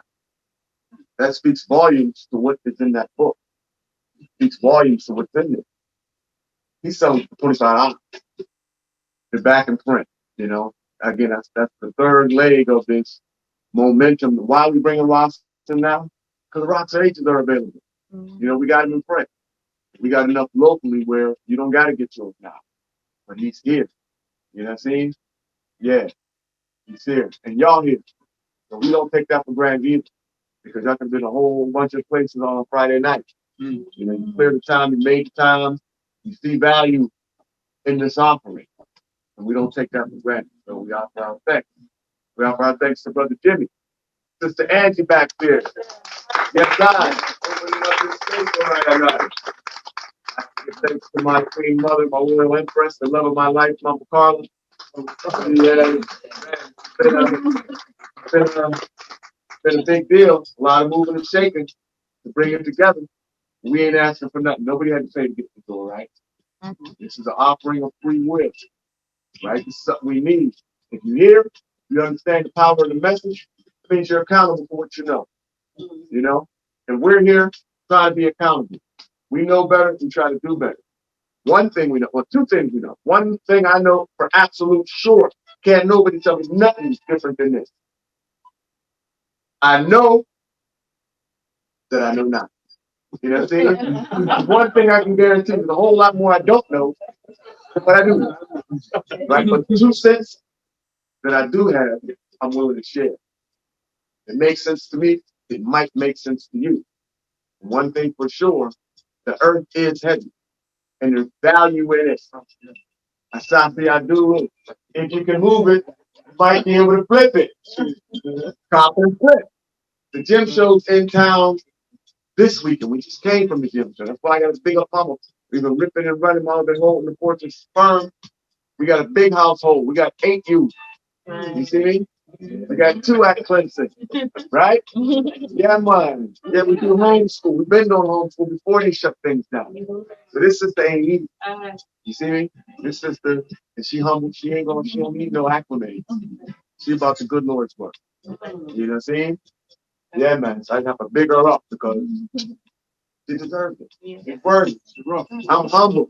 Yo, I'm grateful. They're very hard to find when they say virtuous woman, even harder to keep. Even harder to keep. You know? But yeah, so I'm gonna leave us the time so that we can go for one. But I gotta hear one thing before we seal up. This is the reason for the season. Because you know, this Western system, it's called capitalism, right? And a power position in capitalism is what? A monopoly. If you got the monopoly, then what? Control the number on the exchange, right? You run the board. Our system, we don't have to be monopolistic. We don't work for us. Our system works best when we see, you know, we got a system where we can recognize each one's contribution as an equal value, right? Ain't nobody bigger than the other because you got the angle on this or the angle on that. You know what I'm saying? That's when we lose. That's why we losing. You know what I'm saying? Now, we got to make the most of the resources available to us. There's enough for everyone. There's enough for everyone. You know what I'm saying? We don't got to play the game their way. We lose that way. All of us, you know? And that's why we offer this. Let me see if I can get it to do that. Hold on. This is why we chose this as our theme song. Ras Ben requested it. This is the only but good. We gotta start it from the top. Every note. Gotta start it from the top. Y'all can free up, y'all. Y'all can free up. But it's locked.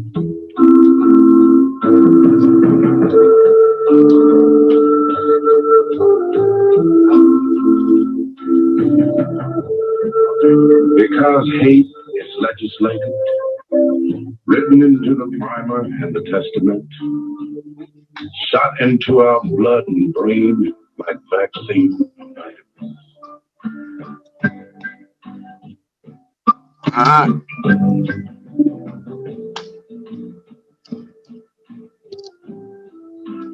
Because our day is of time for ours, and the clock hand turns, closes the circle upon us, and black timeless night sucks us in like quicksand, receives us foot to toe. What?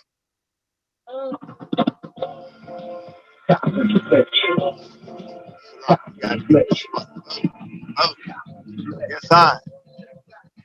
Just in case y'all was wondering, I don't want to put nobody on the spot, but folks is in here. Yes, I. Yeah, man. He's the one that sees the value in the contribution. Make the trip from however far. Come to hear it live and direct. Yes, I. Come to get their portion live and direct. You know? I think Mikey, he got the record for the longest try for this one, y'all. Only right. Yes, I. Push I into place. I.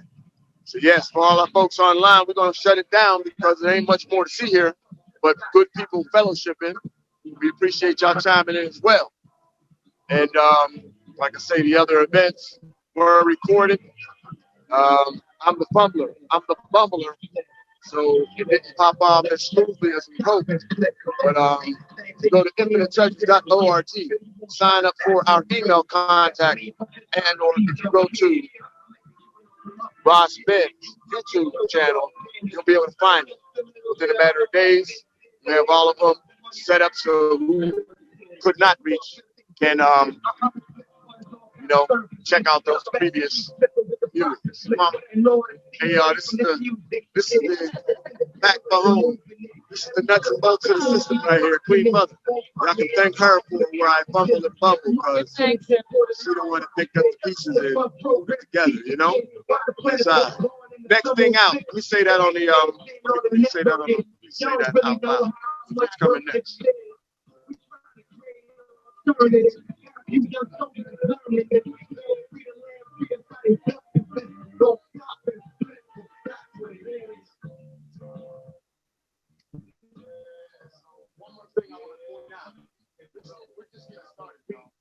Just getting started.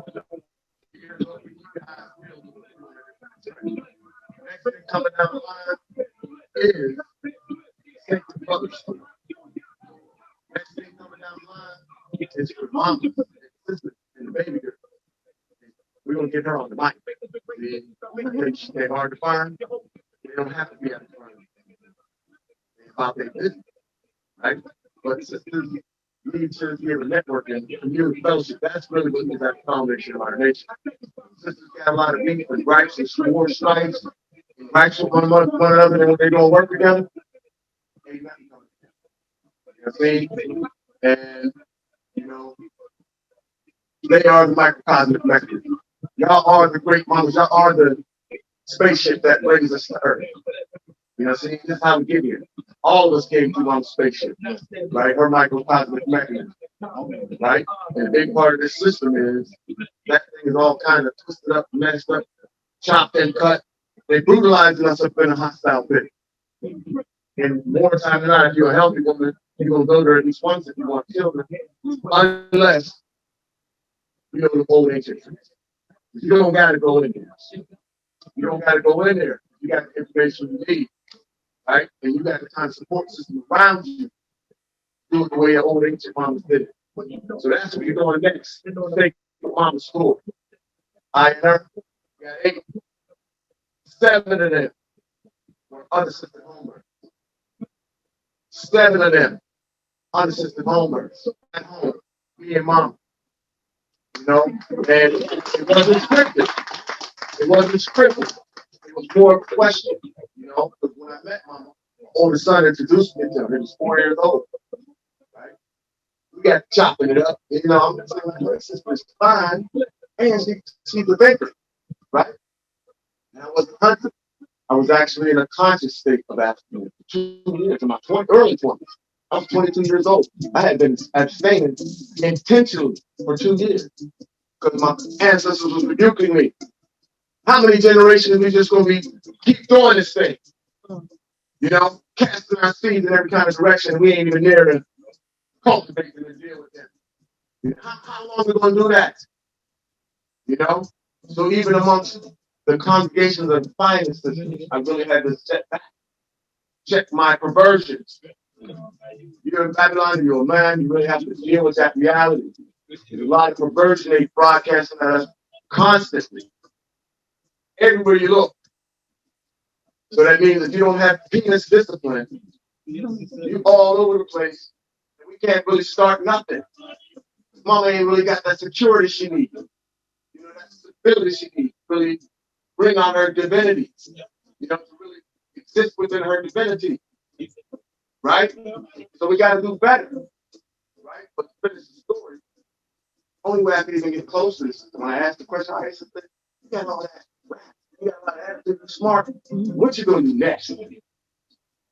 Start rubbing on the genie's lamp. I'm gonna take care of this baby.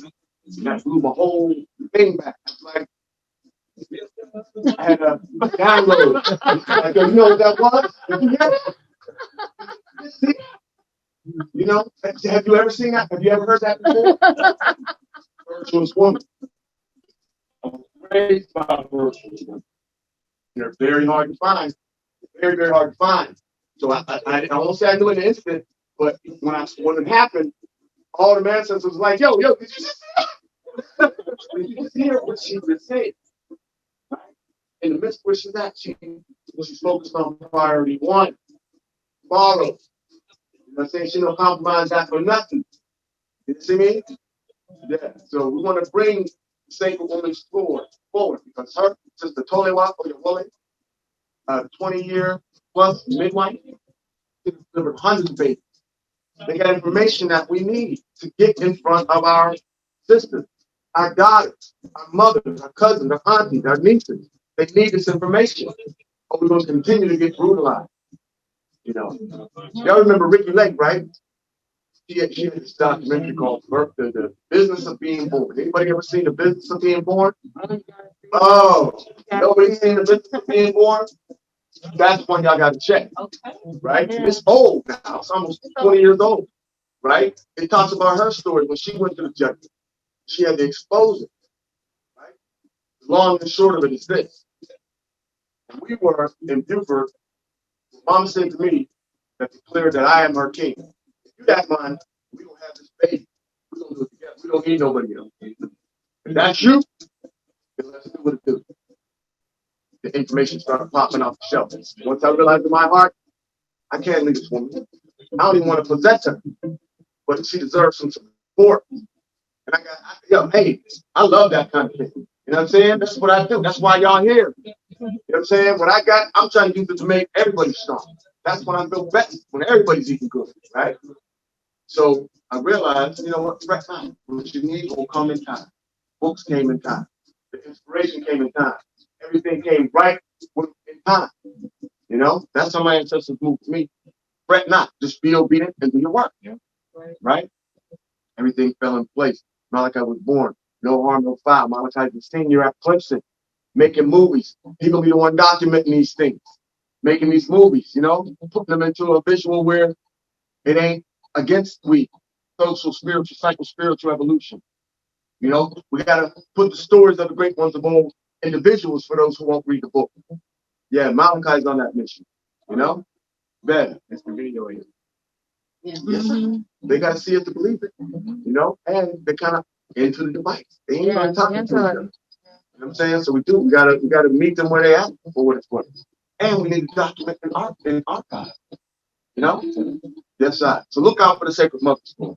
That'll be coming up probably sometime after the first of the year. But we're gonna keep it moving. We deserve it, Columbia. The man said there ain't too many places that got it like we got it. It's easy to take for granted when you got it. Yeah. But they say you don't miss it till it's gone. Now we can't take it for granted. Cannot take it for granted. So that was my point. That was all I had to say. Look out for the Sacred Mother's Storm. Once again, I appreciate all coming out, all who tuned in, and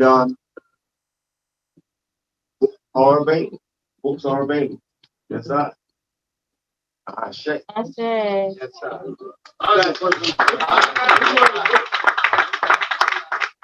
Before the books cover, deal with what we talked about today.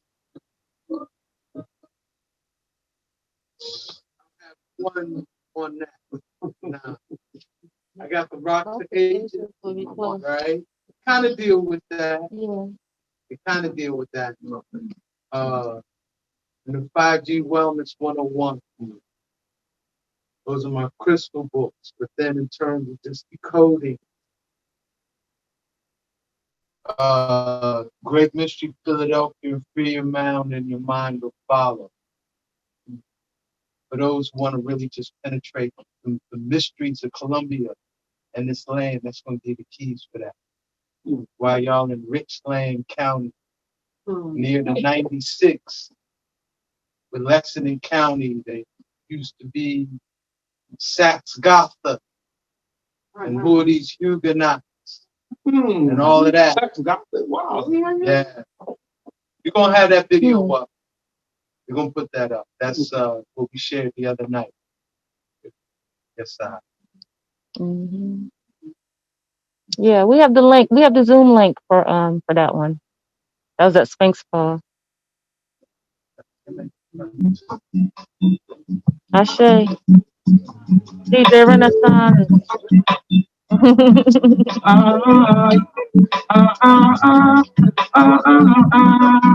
Lose everything to Jack. Yeah, well, just a man, give up your ego for Jack.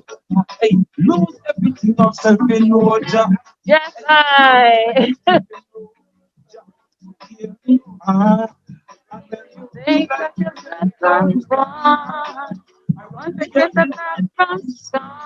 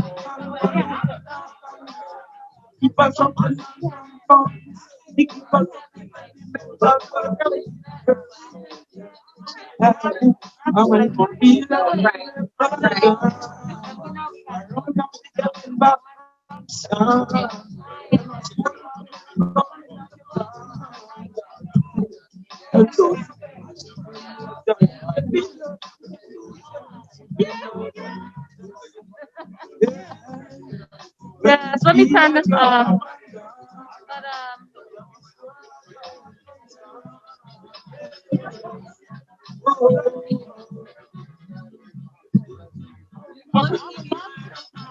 That's why I say about you. Because I feel it on me. That I have all your inner beats. So after the compose and defeat the beats. As soon as they know you're going to speak, the other days of what you just believe. I got your life is from the galaxy. Black lady, archives, I know. You want to know about your strategy. The killers straight and some days of it. The pattern that the birds is up and beneath. But your electrons show your seed. And the enemy see. The enemy see. So pushing love to be in revelation. In a revelation.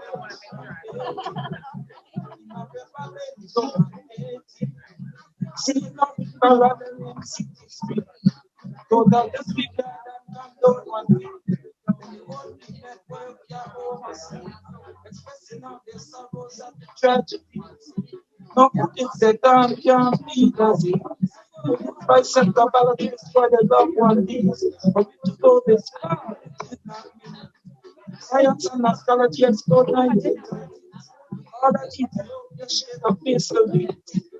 Einstein regret is one thing.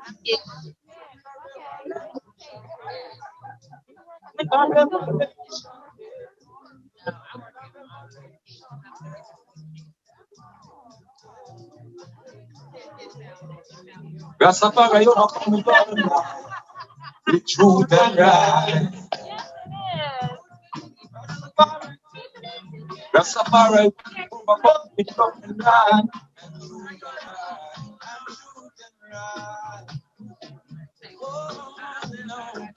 Oh,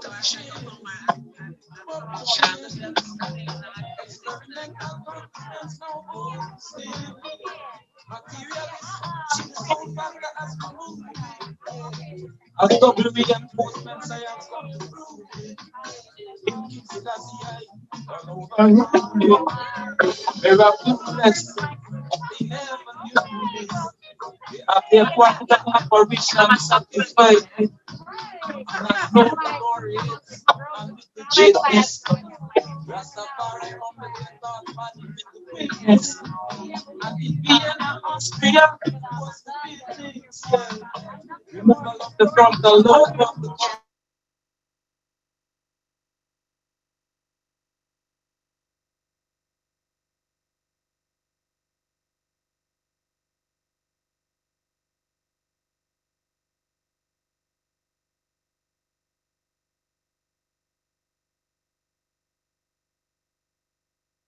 Is need injection, fail, injection, current. Want to sabotage, attack with a force mind flesh, consumption then. And the sons of the God and I was far for them. Yeah.